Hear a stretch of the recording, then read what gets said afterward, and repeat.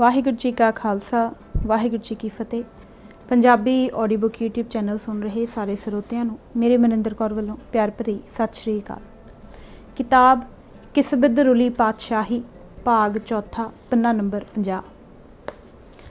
सिख कौम परस्ती बनाम अंग्रेज़ भगती।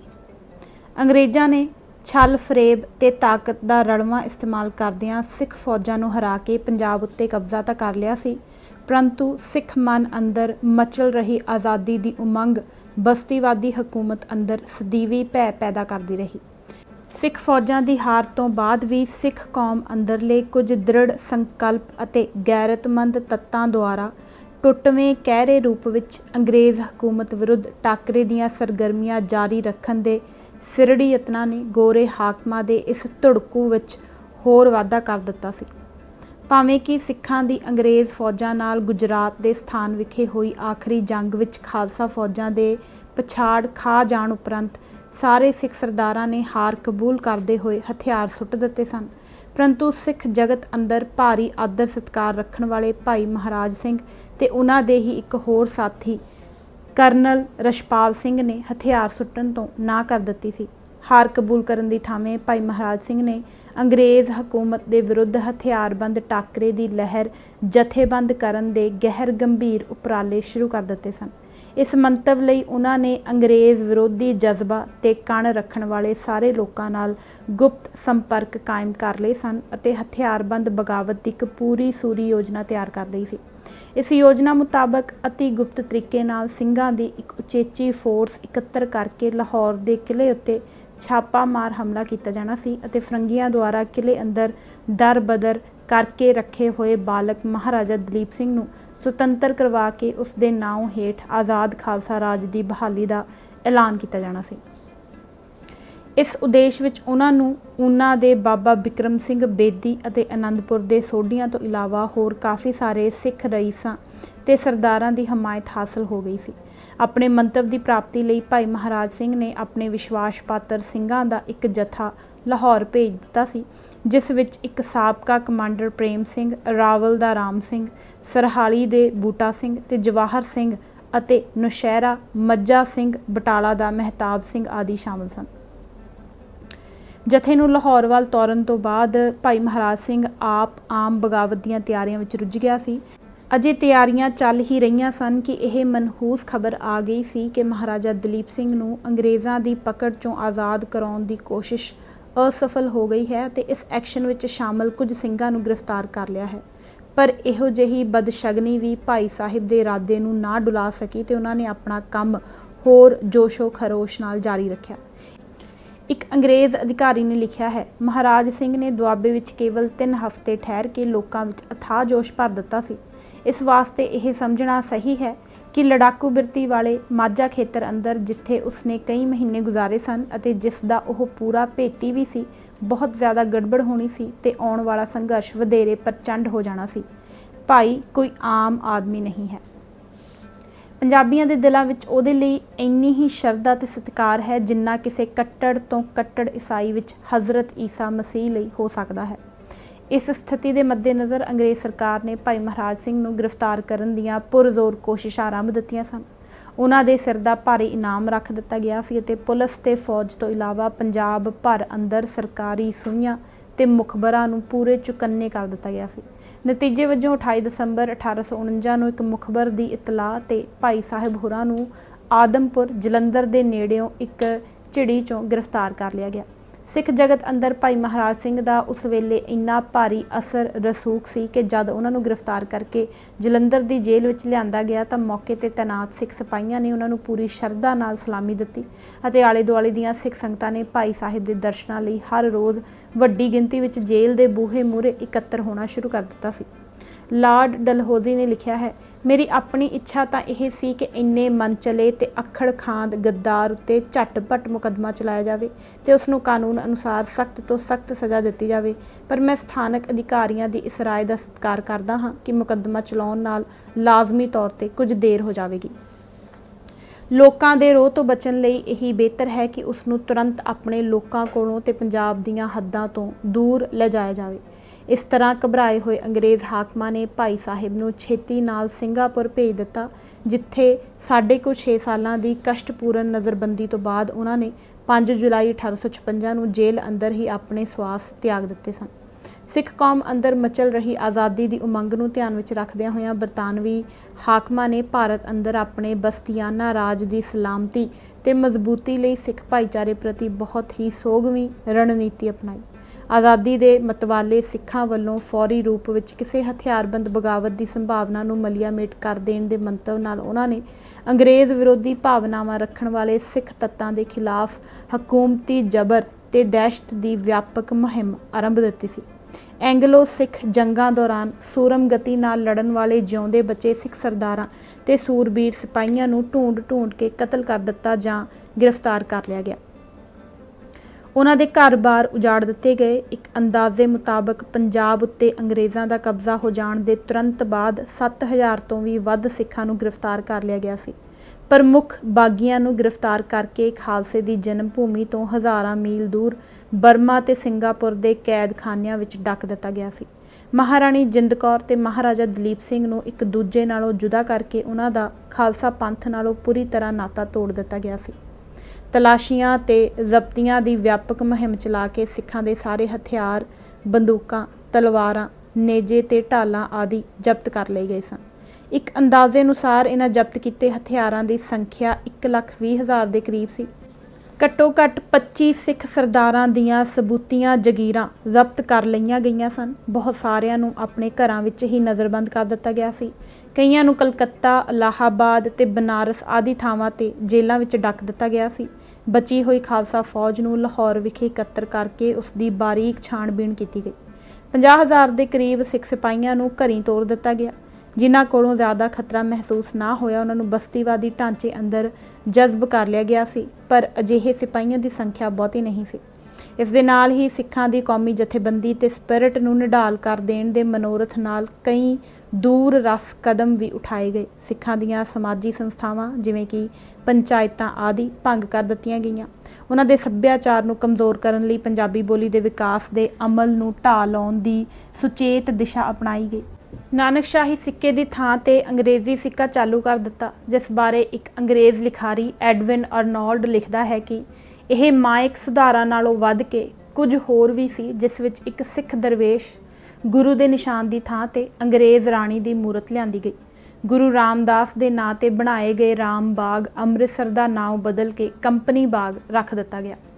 ਬਰਤਾਨਵੀ ਹਾਕਮਾਂ ਨੇ ਭਾਰਤ ਅੰਦਰ ਆਪਣੇ ਬਸਤੀਆਨਾ ਢਾਂਚੇ ਦੀ ਸੁਰੱਖਿਆ ਤੇ ਮਜ਼ਬੂਤੀ ਦੇ ਯੁੱਧ ਨੀਤਕ ਮਨੋਰਥਾਂ ਨੂੰ ਧਿਆਨ ਵਿੱਚ ਰੱਖਦਿਆਂ ਹੋਇਆਂ ਇਹਨਾਂ ਦਮਨਕਾਰੀ ਕਦਮਾਂ ਦੇ ਨਾਲੋਂ ਨਾਲ ਸਿੱਖ ਕੌਮ ਅੰਦਰੋਂ ਆਪਣੇ ਸ਼ੁਭ ਚਿੰਤਕ ਤੇ ਝੋਲੀ ਚੁੱਕ ਪੈਦਾ ਕਰਨ ਦੀ ਕਾਰਜ ਯੋਜਨਾ ਵੀ ਆਰੰਭ ਦਿੱਤੀ ਸੀ। ਇਸ ਮੰਤਵ ਲਈ ਉਹਨਾਂ ਢੁਕਵੀਆਂ ਆਰਥਿਕ, ਪ੍ਰਬੰਧਕੀ ਤੇ ਵਿਦਿਅਕ ਨੀਤੀਆਂ ਅਮਲ ਵਿੱਚ ਲਿਆਂਦੀਆਂ। ਅੰਗਰੇਜ਼ ਕੌਮ ਨੇ ਦੂਰ ਦੁਰਾਡੀਆਂ ਧਰਤੀਆਂ ਤੇ ਜਾ ਕੇ ਆਪਣੀਆਂ ਬਸਤੀਆਂ ਕਾਇਮ ਕਰਨ ਦਾ ਕਾਫੀ ਅਮੀਰ ਤਜਰਬਾ ਹਾਸਲ ਕਰ ਲਿਆ ਹੋਇਆ ਸੀ। ਹਰ ਜਗ੍ਹਾ ਸਥਾਨਕ ਜਗੀਰੂ ਤੱਤ, ਰਈਸ, ਰਜਵਾੜੇ ਆਦਿ ਬਸਤੀਵਾਦੀ ਢਾਂਚੇ ਦੇ ਮੁੱਖ ਥੰਮ ਬਣੇ। ਇਸ ਕਰਕੇ ਸਿੱਖ ਸਮਾਜ ਅੰਦਰਲੇ ਜਗੀਰੂ ਤੱਤਾਂ ਨੂੰ ਅੰਗਰੇਜ਼ਾਂ ਨੇ ਆਪਣੇ ਖਾਸੋ ਖਾਸ ਮਿਹਰ ਦੇ ਪਾਤਰ ਬਣਾਇਆ। ਜਗੀਰਾਂ ਤੇ ਪਟਿਆਂ ਦੇ ਰੂਪ ਵਿੱਚ ਆਰਥਿਕ ਚੋਗਾ ਪਾਉਣ ਤੋਂ ਇਲਾਵਾ ਉਹਨਾਂ ਦੀ ਸਮਾਜ ਅੰਦਰ ਵਧੇਰੇ ਠੁੱਕ ਕਾਇਮ ਕਰਨ ਲਈ ਉਹਨਾਂ ਨੂੰ ਬਸਤੀਵਾਦੀ ਢਾਂਚੇ ਅੰਦਰ ਅਹਿਮ ਰੁਤਬੇ ਪ੍ਰਦਾਨ ਕੀਤੇ ਗਏ। ਇਸ ਆਰਥਿਕ ਤੇ ਰਾਜਨੀਤਿਕ ਪੁਸ਼ਤ ਪਨਾਹੀ ਦਾ ਅਸਰ ਇਹ ਹੋਇਆ ਕਿ ਸਿੱਖ ਸਰਦਾਰਾਂ ਤੇ ਰਈਸਾਂ ਦੇ ਵੱਡੇ ਹਿੱਸਿਆਂ ਅੰਦਰ ਰਾਜ ਭਗਤੀ ਦੀ ਸੋਚ ਤੇ ਭਾਵਨਾ ਨੇ ਡੂੰਘੀਆਂ ਜੜ੍ਹਾਂ ਫੜ ਲਈਆਂ। ਇਹਨਾਂ ਵਰਗਾਂ ਨੇ ਆਮ ਸਿੱਖ ਜਨਤਾ ਅੰਦਰ ਅੰਗਰੇਜ਼ ਸਰਕਾਰ ਪ੍ਰਤੀ ਸ਼ਰਧਾ ਤੇ ਭਗਤੀ ਭਾਵ ਪੈਦਾ ਕਰਨ ਲਈ ਪ੍ਰਚਾਰ ਪ੍ਰਸਾਰ ਦੀ ਵਿਆਪਕ ਮੁਹਿੰਮ ਚਲਾ ਦਿੱਤੀ। ਆਪਣੇ ਤਰਜਮਾਨ ਅਖਬਾਰਾਂ ਵਿੱਚ ਬਰਤਾਨਵੀ ਸਰਕਾਰ ਦੀ ਨਿਰਸੰਕੋਚਵੀਂ ਉਸਤਤ ਤੇ ਵਡਿਆਈ ਕੀਤੀ ਜਾਣ ਲੱਗੀ। ਅੰਗਰੇਜ਼ੀ ਰਾਜ ਦੀਆਂ ਬਰਕਤਾਂ ਤੇ ਫਾਇਦੇ ਗਿਣਾਉਣ ਲਈ ਉਚੇਚੇ ਦੀਵਾਨ ਸਜਾਏ ਜਾਣ ਲੱਗੇ ਅਤੇ ਬਰਤਾਨਵੀ ਰਾਜ ਤੇ ਵਾਇਸਰਾਏ ਦੀ ਲੰਮੀ ਉਮਰ ਲਈ ਅਖੰਡ ਪਾਠ ਕੀਤੇ ਜਾਣ ਲੱਗੇ। ਬਸਤੀਵਾਦੀ ਹਾਕਮਾਂ ਦਾ ਅਗਲਾ ਨਿਸ਼ਾਨਾ ਜੱਟ ਸਿੱਖ ਕਿਸਾਨੀ ਸੀ। ਉਹਨਾਂ ਕੋਲੋਂ ਇਹ ਤੱਥ ਭੁੱਲਿਆ ਹੋਇਆ ਨਹੀਂ ਸੀ ਕਿ ਸ਼ੁਰੂ ਤੋਂ ਹੀ ਸਿੱਖ ਕਿਸਾਨ ਵਰਗ ਜੁਝਾਰੂ ਸਿੱਖ ਸੰਘਰਸ਼ ਦੀ ਮੁੱਖ ਟੇਕ ਬਣਿਆ ਹੋਇਆ ਸੀ। ਅੰਗਰੇਜ਼ ਹਾਕਮ ਪੰਜਾਬ ਦੇ ਖੇਤੀ ਪ੍ਰਧਾਨ ਅਰਥਚਾਰੇ ਵਿੱਚ ਇਸ ਵਰਗ ਦੀ ਕੁੰਜੀਵਤ ਭੂਮਿਕਾ ਦੇ ਤੱਥ ਤੋਂ ਵੀ ਪੂਰੀ ਤਰ੍ਹਾਂ ਵਾਕਫ ਸਨ। इस करके इस वर्ग की हमायत ते वफादारी हासिल करन दा कारज बस्तीवादी हाकमां दी नज़रां विच वड्डी अहमियत रखदा सी।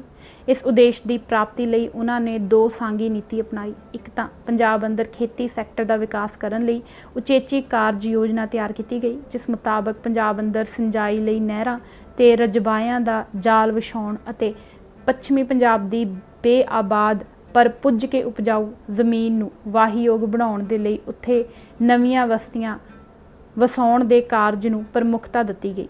इस नाल दोहरा कारज पूरा हुंदा सी। एक, पंजाब अंदर खेती दे विकास नाल भारत अंदर बस्तीवादी राज दीआं अनाज दीआं लोड़ां पूरीआं हुंदियां सन। दूजा, आर्थिक खुशहाली दे मंत्र नाल सिख किसानी दे मन जितण दा राजसी कारज रैला हुंदा सी। मगरली नीति नूं होर वधेरे कारगर बनाउण लई सिख रईसां ते रजवाड़ियां दी मदद नाल पेंडू सिख वर्गां खास करके जट्टां ते मजहबी सिखां नूं बस्तियाना राज दीआं सुरखिया फोर्सां फौज ते पुलिस अंदर भर्ती होण लई उत्साहित किया गया। जद अंग्रेज़ां नूं यकीन हो गया कि सिखां अंदरों अपना खुसिया राज मुड़ हथियाउण दा वलवला दम तोड़ गया है, तां उन्हां ने सिखां नूं फौज अंदर भर्ती करन दा अमल आरंभ दिता। पहला फ्रंटीयर अंदर पठाणा की बगावत नूं कुचलण विच सिख सिपाहियां ने अहम भूमिका निभाई अते फिर अंग्रेज़ां की बर्मा नाल लड़ाई 1852 विच उभरवां योगदान पाया। इस गल ने अंग्रेज़ां दा सिखां की वफादारी विच भरोसा पैदा कर दिता। भारी सोच विचार तो बाद यह तय किया गया कि सिखां की फौज अंदर भर्ती सहिंदी मात्रा विच कीती जावे। सिख फौजां की हार तो बाद बेदली के आलम चों गुजर रही सिख किसानी ने इस मौके नूं हथियाउण विच कोई झिझक महसूस ना की। आर्थिक लालच तो इलावा सिख किसान वर्ग नूं इस नाल अपना खोया होया सन्मान बहाल होण दी एक झूठी मानसिक तुष्टि भी हुंदी जापी।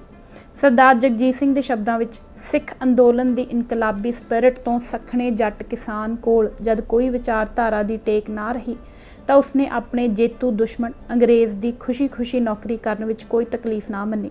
उसने सरदारी तो डिग के सूबेदार अखवाउण विच फखर महसूस करना शुरू कर दिता। इस तरह जट सिख किसान जो लंबे चिरां तो हकूमत विरुद्ध संघर्ष ते गौरवशाली विरसे का मालक बनिया होया सी, एक नवे लीहे उत्ते पै गया। बरतानवी हकूमत दीआं सुरक्षा फोर्सां विच भर्ती होके उसने ना सिर्फ भारत के अंदर सगों भारत तो बाहर भी बरतानवी साम्राजी हितां की रख्या करन दी नकारी भूमिका ग्रहण कर ली। सिखां ने दोनों संसार जंगां दे अंदर मिस्र, अफ्रीका ते यूरोप के देशों तक जाके बरतानवी सरकार के साम्राजी हितां की रख्या लई जोखम भरियां लड़ाइयां लड़ियां। बरतानवी पुलिस अंदर भर्ती होके सिंगापुर, बर्मा ते हांगकांग तक पहुँच के अंग्रेज़ सरकार की चौकीदारी की। एक खोज मुताबक घट्टो घट्ट 40,000 सिख सैनिकां ने अपनियां जानां साम्राजी जंगां दे लेखे ला दित्तियां। एंगलो सिख जंगां दौरान सिख राज की सुरक्षा लई शहीद होए ਸਿੰਘਾਂ की गिणती इस नालों घट ही होवेगी, ज़्यादा नहीं। इस नाल सुभाविक तौर पर ही सिख किसानी की राजसी चेतना उत्ते तकड़े ना पक्षी प्रभाव पै तुरे। जुल्म ते बेइंसाफी विरुद्ध संघर्ष दीआं जुझारू रवायतां तो लांभे हट के उस अंदर हकूमत भगती का जज्बा प्रफुल्लित होण लगा। लम्मा चिर अजिही नकारी भूमिका निभाउण नाल उस अंदर हक ते इंसाफ लई आपा निछावर करन दी इनकलाबी स्पिरिट दी थावें मांगवी धाड़ वाली मनोबिरती पैदा हो गई। दुनिया अंदर हर जगह ही बस्तीवादी ताकतां ने अपने बस्तियाना राज नूं वधेरे मजबूती ते स्थिरता प्रदान करन दे युद्ध नीतिक मनोरथ नाल स्थानक वसों दे चोणवें वर्गां दी राज भाग अंदर संकोचवीं शमूलीयत करवाउण दी नीति अमल विच लिआंदी है। बरतानवी साम्राजियां ने इस नीति नूं सब तो पहलां बंगाल अंदर परते आ के देखिया। उन्हां नूं सरकारी काम काज चलाउण लई जिड्डी वड्डी गिणती विच दफ्तरी बाबूआं ते होरनां करमचारियां दी जरूरत सी, ओह निरोल गोरे बरतानवी नागरिकां दे जरिए पूरी नहीं सी हो सकदी। यह लोड़ स्थानक वसों के सहयोग नाल ही पूरी हो सकती सी। इस मकसद लई स्थानक लोकां दे एक वर्ग की उचेची सिखलाई ते मानसिक ढलाई जरूरी सी। इस लोड़ नूं मद्देनज़र रखदिआं होइआं बरतानवी हाकमां ने पूरी सोच विचार तो बाद भारत अंदर अजिही विद्या प्रणाली लागू की जिसका प्रमुख उद्देश भारत अंदर बस्तियाना राज दीआं लोड़ां पूरीआं करना, अर्थात बस्तियाना राज प्रबंध दे लई योग कारिंदे तैयार करना सी। बंगाल विच कीता गया यह तजर्बा साम्राजी हाकमां नूं काफ़ी रास आया। ਭਾਰਤ ਅੰਦਰ ਈਸਟ ਇੰਡੀਆ ਕੰਪਨੀ ਦੀਆਂ ਕਾਰੋਬਾਰੀ ਤੇ ਪ੍ਰਬੰਧਕੀ ਲੋੜਾਂ ਪੂਰੀਆਂ ਕਰਨ ਵਿੱਚ ਪੜ੍ਹੇ ਲਿਖੇ ਬੰਗਾਲੀ ਬਾਬੂਆਂ ਨੇ ਅਹਿਮ ਯੋਗਦਾਨ ਪਾਇਆ। ਇਸ ਤੋਂ ਉਤਸ਼ਾਹਿਤ ਹੋ ਕੇ ਇਹ ਨੀਤੀ ਭਾਰਤ ਦੇ ਹੋਰਨਾਂ ਭਾਗਾਂ ਅੰਦਰ ਵੀ ਲਾਗੂ ਕੀਤੀ ਗਈ। ਇਸ ਨੀਤੀ ਦੀ ਬਦੌਲਤ ਸਿੱਖ ਮੱਧ ਵਰਗ ਦੇ ਕੁਝ ਹਿੱਸੇ ਪੜ੍ਹ ਲਿਖ ਕੇ ਬਸਤੀਆਨਾ ਹਕੂਮਤੀ ਢਾਂਚੇ ਵਿੱਚ ਜਜ਼ਬ ਹੋਣੇ ਸ਼ੁਰੂ ਹੋ ਗਏ, ਕਿਉਂਕਿ ਬਸਤੀਵਾਦੀ ਵਿੱਦਿਆ ਪ੍ਰਣਾਲੀ ਦਾ ਮੁੱਖ ਉਦੇਸ਼ ਅੰਗਰੇਜ਼ ਹਕੂਮਤ ਪ੍ਰਤੀ ਸ਼ਰਧਾ ਤੇ ਵਫਾਦਾਰੀ ਦੇ ਭਾਵ ਪੈਦਾ ਕਰਨਾ ਸੀ। ਇਸ ਕਰਕੇ ਸਿੱਖ ਕੌਮ ਅੰਦਰਲੇ ਇਸ ਪੜ੍ਹੇ ਲਿਖੇ ਤੇ ਨੌਕਰੀ ਪੇਸ਼ਾ ਵਰਗ ਦੀ ਸੋਚ ਉੱਤੇ ਵੀ ਹਕੂਮਤ ਭਗਤੀ ਦਾ ਵਾਧੂ ਰੰਗ ਚੜ੍ਹ ਗਿਆ। ਇਸ ਤੋਂ ਇਲਾਵਾ ਬਸਤੀਵਾਦੀ ਹਾਕਮਾਂ ਨੇ ਆਪਣੇ ਰਾਜ ਦੀਆਂ ਜੜ੍ਹਾਂ ਹੋਰ ਡੂੰਘੀਆਂ ਕਰਨ ਲਈ ਆਪਣੇ ਪ੍ਰਸ਼ਾਸਨ ਦੀਆਂ ਤਣੀਆਂ ਨੂੰ ਧੁਰ ਹੇਠਾਂ ਤੱਕ ਭਾਵ ਪਿੰਡਾਂ ਦੀਆਂ ਸੱਥਾਂ ਤੱਕ ਫੈਲਾਉਣਾ ਸ਼ੁਰੂ ਕਰ ਦਿੱਤਾ। ਇਸ ਮੰਤਵ ਲਈ ਪਿੰਡਾਂ ਦੀ ਪੱਧਰ ਤੱਕ ਸਰਕਾਰੀ ਮੁਖਬਰਾਂ ਤੇ ਝੋਲੀ ਚੁੱਕਾਂ ਦਾ ਇੱਕ ਬਕਾਇਦਾ ਢਾਂਚਾ ਉਸਾਰਿਆ ਗਿਆ। ਚੌਕੀਦਾਰ, ਨੰਬਰਦਾਰ, ਜ਼ੈਲਦਾਰ, ਸਫੈਦ ਪੋਸ਼ ਆਦਿ ਸਭ ਪੇਂਡੂ ਖੇਤਰ ਅੰਦਰ ਹਕੂਮਤੀ ਮਸ਼ੀਨਰੀ ਦੇ ਕੱਲ ਪੁਰਜ਼ੇ ਬਣ ਗਏ। ਇਸ ਤਰ੍ਹਾਂ ਉੱਪਰ ਬਿਆਨੇ ਸਭਨਾ ਤੱਤਾਂ ਦੇ ਜੋੜ ਮੇਲ ਨਾਲ ਸਿੱਖ ਕੌਮ ਅੰਦਰ ਅੰਗਰੇਜ਼ ਭਗਤ ਧਾਰਾ ਦਾ ਕਾਫੀ ਜ਼ੋਰ ਚੜ੍ਹ ਗਿਆ ਸੀ। ਸਿੱਖ ਕੌਮ ਦੀ ਉਸਾਰੀ ਦੇ ਅਮਲ ਉੱਤੇ ਨਾਵਾਚੀ ਪ੍ਰਭਾਵ ਪਾ ਰਹੇ ਜਿਨ੍ਹਾਂ ਸਥੂਲ ਤੱਥਾਂ ਦਾ ਜ਼ਿਕਰ ਇਸ ਕਾਂਡ ਦੇ ਮੁੱਢ ਵਿੱਚ ਕੀਤਾ ਗਿਆ ਹੈ, ਉਹਨਾਂ ਨੇ ਇਸ ਧਾਰਾ ਦੀ ਚੜ੍ਹਤ ਦਾ ਕਾਰਜ ਵਧੇਰੇ ਸੁਖਾਲਾ ਕਰ ਦਿੱਤਾ ਸੀ। ਕੋਈ ਵਰਗ ਕਿੰਨਾ ਵੀ ਲੜਾਕਾ ਤੇ ਸਿਦਕਵਾਨ ਕਿਉਂ ਨਾ ਹੋਵੇ, ਉਹ ਜਿੱਤ ਦੀ ਉਮੀਦ ਤੋਂ ਬਿਨਾਂ ਲੰਮਾ ਚਿਰ ਤੱਕ ਲੜਾਈ ਦੇ ਰੌਂ ਵਿੱਚ ਨਹੀਂ ਰਹਿ ਸਕਦਾ। ਮੁਗਲ ਸ਼ਾਹੀ ਵਿਰੁੱਧ ਸੰਘਰਸ਼ ਅੰਦਰ ਖਾਲਸੇ ਵੱਲੋਂ ਦਿਖਾਈ ਅਸਧਾਰਨ ਅਡੋਲਤਾ ਤੇ ਦ੍ਰਿੜਤਾ ਦਾ ਇੱਕ ਵੱਡਾ ਕਾਰਨ ਇਹ ਸੀ ਕਿ ਅਤ ਦਰਜੇ ਦੀਆਂ ਮੁਸ਼ਕਲ ਹਾਲਤਾਂ ਵਿੱਚ ਵੀ ਉਸ ਦਾ ਆਪਣੇ ਆਪ ਵਿੱਚ ਤੇ ਆਪਣੀ ਜਿੱਤ ਵਿੱਚ ਵਿਸ਼ਵਾਸ ਕਾਇਮ ਰਿਹਾ ਸੀ। ਖਾਲਸੇ ਦਾ ਇਹ ਦ੍ਰਿੜ ਵਿਸ਼ਵਾਸ ਸੀ ਕਿ ਉਸ ਨੇ ਇੱਕ ਨਾ ਇੱਕ ਦਿਨ ਲਾਜ਼ਮੀ ਵਿਜয়ੀ ਹੋਣਾ ਹੈ, ਕਿਉਂਕਿ ਗੁਰੂ ਸਾਹਿਬ ਨੇ ਉਸ ਨੂੰ ਆਪ ਜਿੱਤ ਦਾ ਵਰ ਬਖਸ਼ਿਆ ਹੋਇਆ ਸੀ। ਪਰੰਤੂ ਸਿੱਖ ਫੌਜਾਂ ਦੇ ਅੰਗਰੇਜ਼ਾਂ ਹੱਥੋਂ ਹਾਰ ਖਾ ਜਾਣ ਤੋਂ ਬਾਅਦ ਸਿੱਖ ਕੌਮ ਦੇ ਤਕੜੇ ਹਿੱਸੇ ਨੂੰ ਬਰਤਾਨਵੀ ਸਾਮਰਾਜ ਵਰਗੀ ਬਲਸ਼ਾਲੀ ਤਾਕਤ ਨਾਲ ਲੜਨ ਦੀ ਸਾਰਥਿਕਤਾ ਨਜ਼ਰ ਆਉਣੋਂ ਹਟ ਗਈ ਸੀ, ਜਿਹਾ ਕਿ ਗੁਜਰਾਤ ਦੀ ਜੰਗ ਹਾਰ ਜਾਣ ਤੋਂ ਬਾਅਦ ਹਥਿਆਰ ਸੁੱਟਣ ਵੇਲੇ ਸਿੱਖ ਸਿਪਾਹੀਆਂ ਵੱਲੋਂ ਪ੍ਰਗਟਾਏ ਮਨੋਭਾਵਾਂ ਤੋਂ ਪਤਾ ਚੱਲਦਾ ਹੈ। ਅਜਿਹੀ ਹਾਲਤ ਦੇ ਸਨਮੁਖ ਜਦ ਸਿੱਖ ਕੁਲੀਨ ਵਰਗ ਨੇ ਸਿੱਖ ਭਾਈਚਾਰੇ ਅੱਗੇ ਬਸਤੀਵਾਦੀ ਹਕੂਮਤ ਦੀ ਅਧੀਨਗੀ ਤੇ ਸਰਪ੍ਰਸਤੀ ਕਬੂਲ ਕਰ ਲੈਣ ਦਾ ਰਾਹ ਸੁਝਾਇਆ ਤਾਂ ਕੌਮ ਦੇ ਵੱਡੇ ਹਿੱਸਿਆਂ ਨੇ ਇਸ ਨੂੰ ਸੌਖ ਨਾਲ ਹੀ ਪ੍ਰਵਾਨ ਕਰ ਲਿਆ। ਇਸ ਸੋਚ ਨੂੰ ਸਿੱਖ ਪੰਥ ਅੰਦਰ ਵਿਆਪਕ ਪ੍ਰਵਾਨਗੀ ਮਿਲ ਜਾਣ ਦੀ ਇੱਕ ਅਹਿਮ ਵਜ੍ਹਾ ਇਹ ਵੀ ਸੀ ਕਿ ਇਤਿਹਾਸਕ ਦ੍ਰਿਸ਼ਟੀ ਤੋਂ ਦੇਖਿਆ ਸਿੱਖ ਕੌਮ ਪ੍ਰਸਤੀ ਦੀ ਉਮਰ ਬਹੁਤੀ ਜ਼ਿਆਦਾ ਨਹੀਂ ਸੀ। ਕੌਮਾਂ ਦੀ ਉਸਾਰੀ ਸਾਲਾਂ ਜਾਂ ਦਹਾਕਿਆਂ ਵਿੱਚ ਨਹੀਂ ਹੋ ਜਾਂਦੀ, ਇਸ ਨੂੰ ਸਦੀਆਂ ਲੱਗ ਜਾਂਦੀਆਂ ਹਨ। ਕੌਮੀ ਚੇਤਨਾ ਦੀ ਦਾਬ ਤਾਂ ਕਿਤੇ ਜਾ ਕੇ ਡੂੰਘੀਆਂ ਜੜ੍ਹਾਂ ਫੜਦੀ ਹੈ। ਇਸ ਲਿਹਾਜ਼ ਨਾਲ ਸਿੱਖ ਰਾਜ ਦਾ ਖਾਤਮਾ ਕਿਸ਼ੋਰ ਅਵਸਥਾ ਵਿੱਚ ਹੀ ਹੋ ਗਿਆ ਸੀ। ਸਿੱਖ ਰਾਜ ਦੀਆਂ ਬਰਕਤਾਂ ਨੇ, ਖਾਸ ਕਰਕੇ ਮਹਾਰਾਜਾ ਰਣਜੀਤ ਸਿੰਘ ਦੀਆਂ ਫੌਜੀ ਜਿੱਤਾਂ ਨੇ ਸਿੱਖਾਂ ਅੰਦਰ ਕੌਮ ਪ੍ਰਸਤੀ ਦਾ ਜੋ ਭਾਵ ਪੈਦਾ ਕੀਤਾ ਸੀ, ਉਸ ਦੀ ਤੀਬਰਤਾ ਇੱਕਸਾਰ ਨਹੀਂ ਸੀ। ਇਸ ਦਾ ਵੱਧ ਤੀਬਰ ਪ੍ਰਭਾਵ ਸਿੱਖ ਕੌਮ ਦੇ ਛੋਟੇ ਜਿਹੇ ਹਿੱਸੇ ਤੱਕ ਹੀ ਸੀਮਿਤ ਰਿਹਾ ਸੀ। ਵੱਡੇ ਹਿੱਸਿਆਂ ਨੇ ਇਸ ਦਾ ਪੇਤਲਾ ਅਸਰ ਹੀ ਗ੍ਰਹਿਣ ਕੀਤਾ ਸੀ। ਇਹੀ ਕਾਰਨ ਸੀ ਕਿ ਸਿੱਖ ਰਾਜ ਉੱਤੇ ਫਰੰਗੀਆਂ ਦੇ ਹਮਲੇ ਮੌਕੇ ਸਾਰੀ ਸਿੱਖ ਕੌਮ ਇੱਕ ਤੂਫਾਨ ਦੀ ਤਰ੍ਹਾਂ ਉੱਠ ਕੇ ਖੜੀ ਨਹੀਂ ਸੀ ਹੋਈ। ਕੌਮੀ ਚੇਤਨਾ ਤੇ ਜਜ਼ਬੇ ਦੀ ਕਮਜ਼ੋਰੀ ਨੇ ਕਿਤੇ ਨੰਗੀ ਗੱਦਾਰੀ ਦੀ ਕਰੂਪ ਸ਼ਕਲ ਧਾਰਨ ਕਰ ਲਈ ਸੀ ਅਤੇ ਕਿਤੇ ਆਲਸ ਤੇ ਨਿਰਲੇਪਤਾ ਦਾ ਕੱਜਣ ਓੜ ਲਿਆ ਸੀ। ਕੌਮਾਂ ਦੇ ਜੀਵਨ ਦੀਆਂ ਅਜਿਹੀਆਂ ਨਾਜ਼ੁਕ ਘੜੀਆਂ ਦੇ ਮੌਕੇ ਬੇਵਾਸਤੀ ਜਾਂ ਆਲਸ ਦਾ ਪ੍ਰਗਟਾਵਾ ਕਰਨਾ ਵੀ ਕੌਮੀ ਕਾਜ ਨੂੰ ਪਿੱਠ ਦਿਖਾਉਣ ਬਰਾਬਰ ਹੁੰਦਾ ਹੈ। ਕਾਰਨ ਭਾਵੇਂ ਕੋਈ ਵੀ ਹੋਣ, ਸਿੱਖ ਕੌਮ ਦੇ ਵੱਡੇ ਹਿੱਸੇ ਕੌਮੀ ਬੇਵਫਾਈ ਦੇ ਇਲਜ਼ਾਮ ਤੋਂ ਸੁਰਖਰੂ ਨਹੀਂ ਹੋ ਸਕਦੇ। ਅੰਗਰੇਜ਼ਾਂ ਕੋਲੋਂ ਹਾਰ ਖਾ ਜਾਣ ਤੋਂ ਬਾਅਦ ਸਿੱਖ ਪੰਥ ਅੰਦਰ ਰਾਜਨੀਤਿਕ ਪ੍ਰਭੂਤਾ ਦਾ ਵਿਚਾਰ ਅਤੇ ਜਜ਼ਬਾ ਜਿੰਨੀ ਤੇਜ਼ੀ ਦੇ ਨਾਲ ਧੁੰਦਲਾ ਪੈ ਗਿਆ ਸੀ, ਉਸ ਤੋਂ ਸਾਫ਼ ਪ੍ਰਗਟ ਹੁੰਦਾ ਹੈ ਕਿ ਸਿੱਖ ਪੰਥ ਅੰਦਰ ਕੌਮ ਪ੍ਰਸਤੀ ਦੇ ਭਾਵ ਨੇ ਅਜੇ ਬਹੁਤੀ ਮਜ਼ਬੂਤੀ ਨਹੀਂ ਸੀ ਫੜੀ।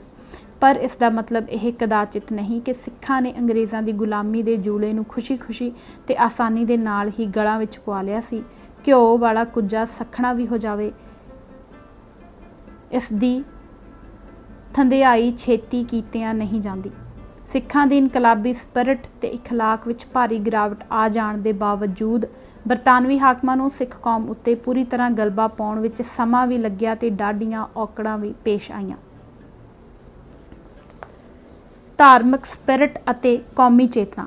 ਅਹਿਮਦ ਸ਼ਾਹ ਅਬਦਾਲੀ ਸਿੱਖਾਂ ਨਾਲ ਆਪਣੀਆਂ ਟੱਕਰਾਂ ਦੇ ਤਜਰਬੇ 'ਚੋਂ ਇਸ ਨਤੀਜੇ 'ਤੇ ਅੱਪੜ ਗਿਆ ਸੀ ਕਿ ਸਿੱਖਾਂ ਨੂੰ ਪੂਰੀ ਤਰ੍ਹਾਂ ਪ੍ਰਭਾਵਹੀਣ ਕਰਨ ਲਈ ਉਦੋਂ ਤੱਕ ਉਡੀਕ ਕਰਨੀ ਪਵੇਗੀ ਜਦੋਂ ਤੱਕ ਸਿੱਖਾਂ ਅੰਦਰੋਂ ਧਾਰਮਿਕ ਸਪਿਰਿਟ ਅਲੋਪ ਨਹੀਂ ਹੋ ਜਾਂਦੀ, ਕਿਉਂਕਿ ਸਿੱਖਾਂ ਦਾ ਇਹ ਧਾਰਮਿਕ ਜੋਸ਼ ਹੀ ਸੀ ਜੋ ਉਹਨਾਂ ਅੰਦਰ ਲੜਨ ਦੀ ਅਖੁੱਟ ਸ਼ਕਤੀ ਅਤੇ ਕੁਰਬਾਨੀ ਦੀ ਨਿਰੰਤਰ ਉਤੇਜਨਾ ਪੈਦਾ ਕਰਦਾ ਸੀ।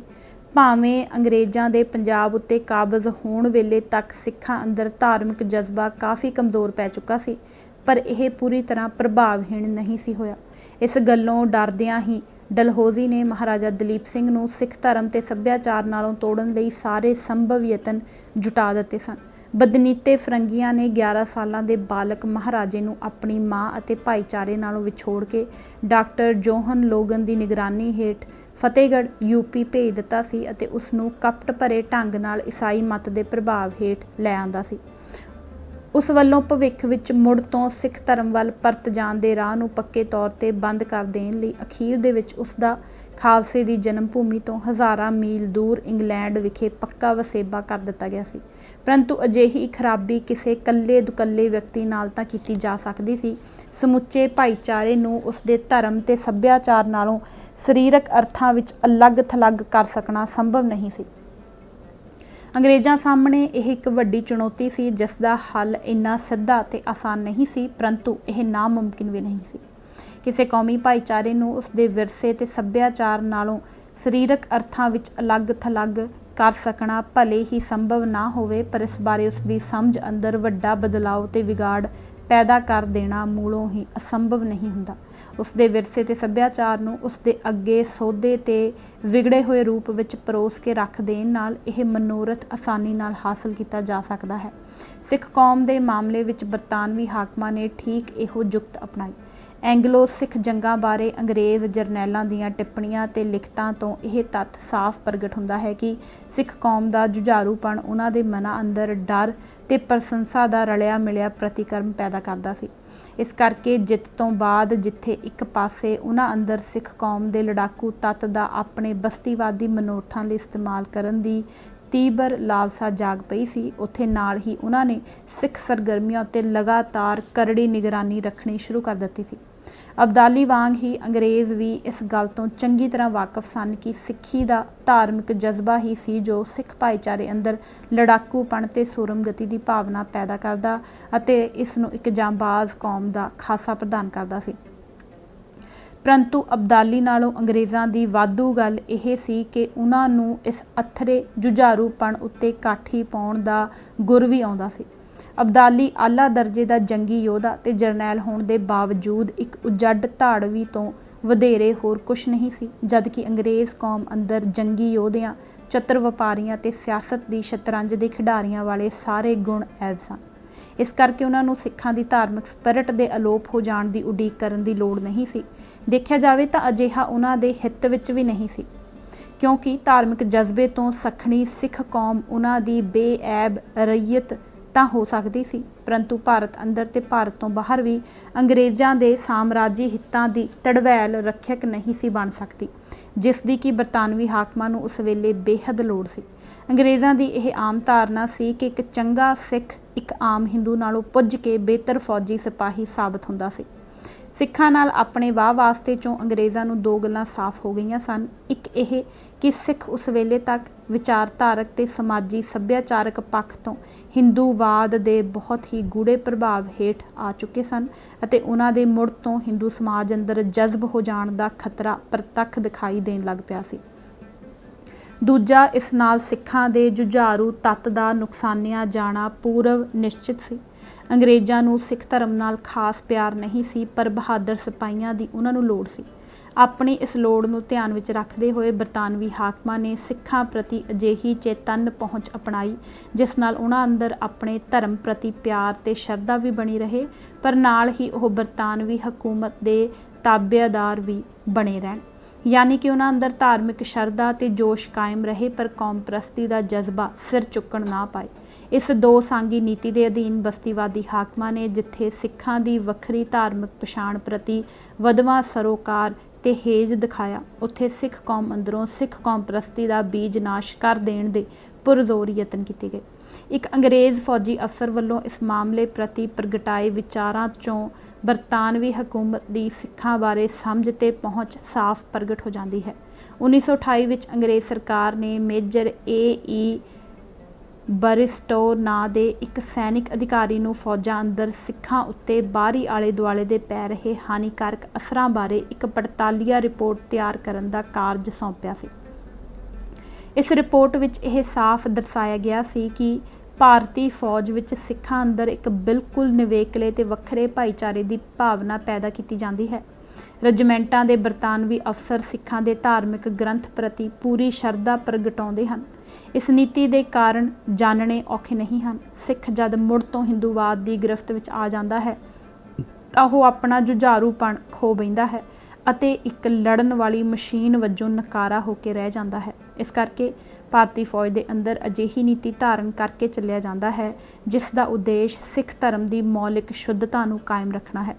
ਕਾਰਨ ਇਹ ਕਿ ਧਰਮ ਤੋਂ ਲਾਂਭੇ ਚਲੇ ਜਾਣ ਨਾਲ ਸਿੱਖ ਸਿਪਾਹੀ ਦੀ ਇਕੱਲੀ ਲੜਾਕੂ ਯੋਗਤਾ ਹੀ ਨਹੀਂ ਗ੍ਰਹਿਣੀ ਜਾਂਦੀ, ਨਾਲ ਹੀ ਉਸਦੇ ਬਰਤਾਨਵੀ ਹਕੂਮਤ ਪ੍ਰਤੀ ਸਮੁੱਚੇ ਰਵੱਈਏ ਉੱਤੇ ਵੀ ਅਟੱਲ ਰੂਪ ਵਿੱਚ ਮਾੜਾ ਅਸਰ ਪੈਂਦਾ ਹੈ।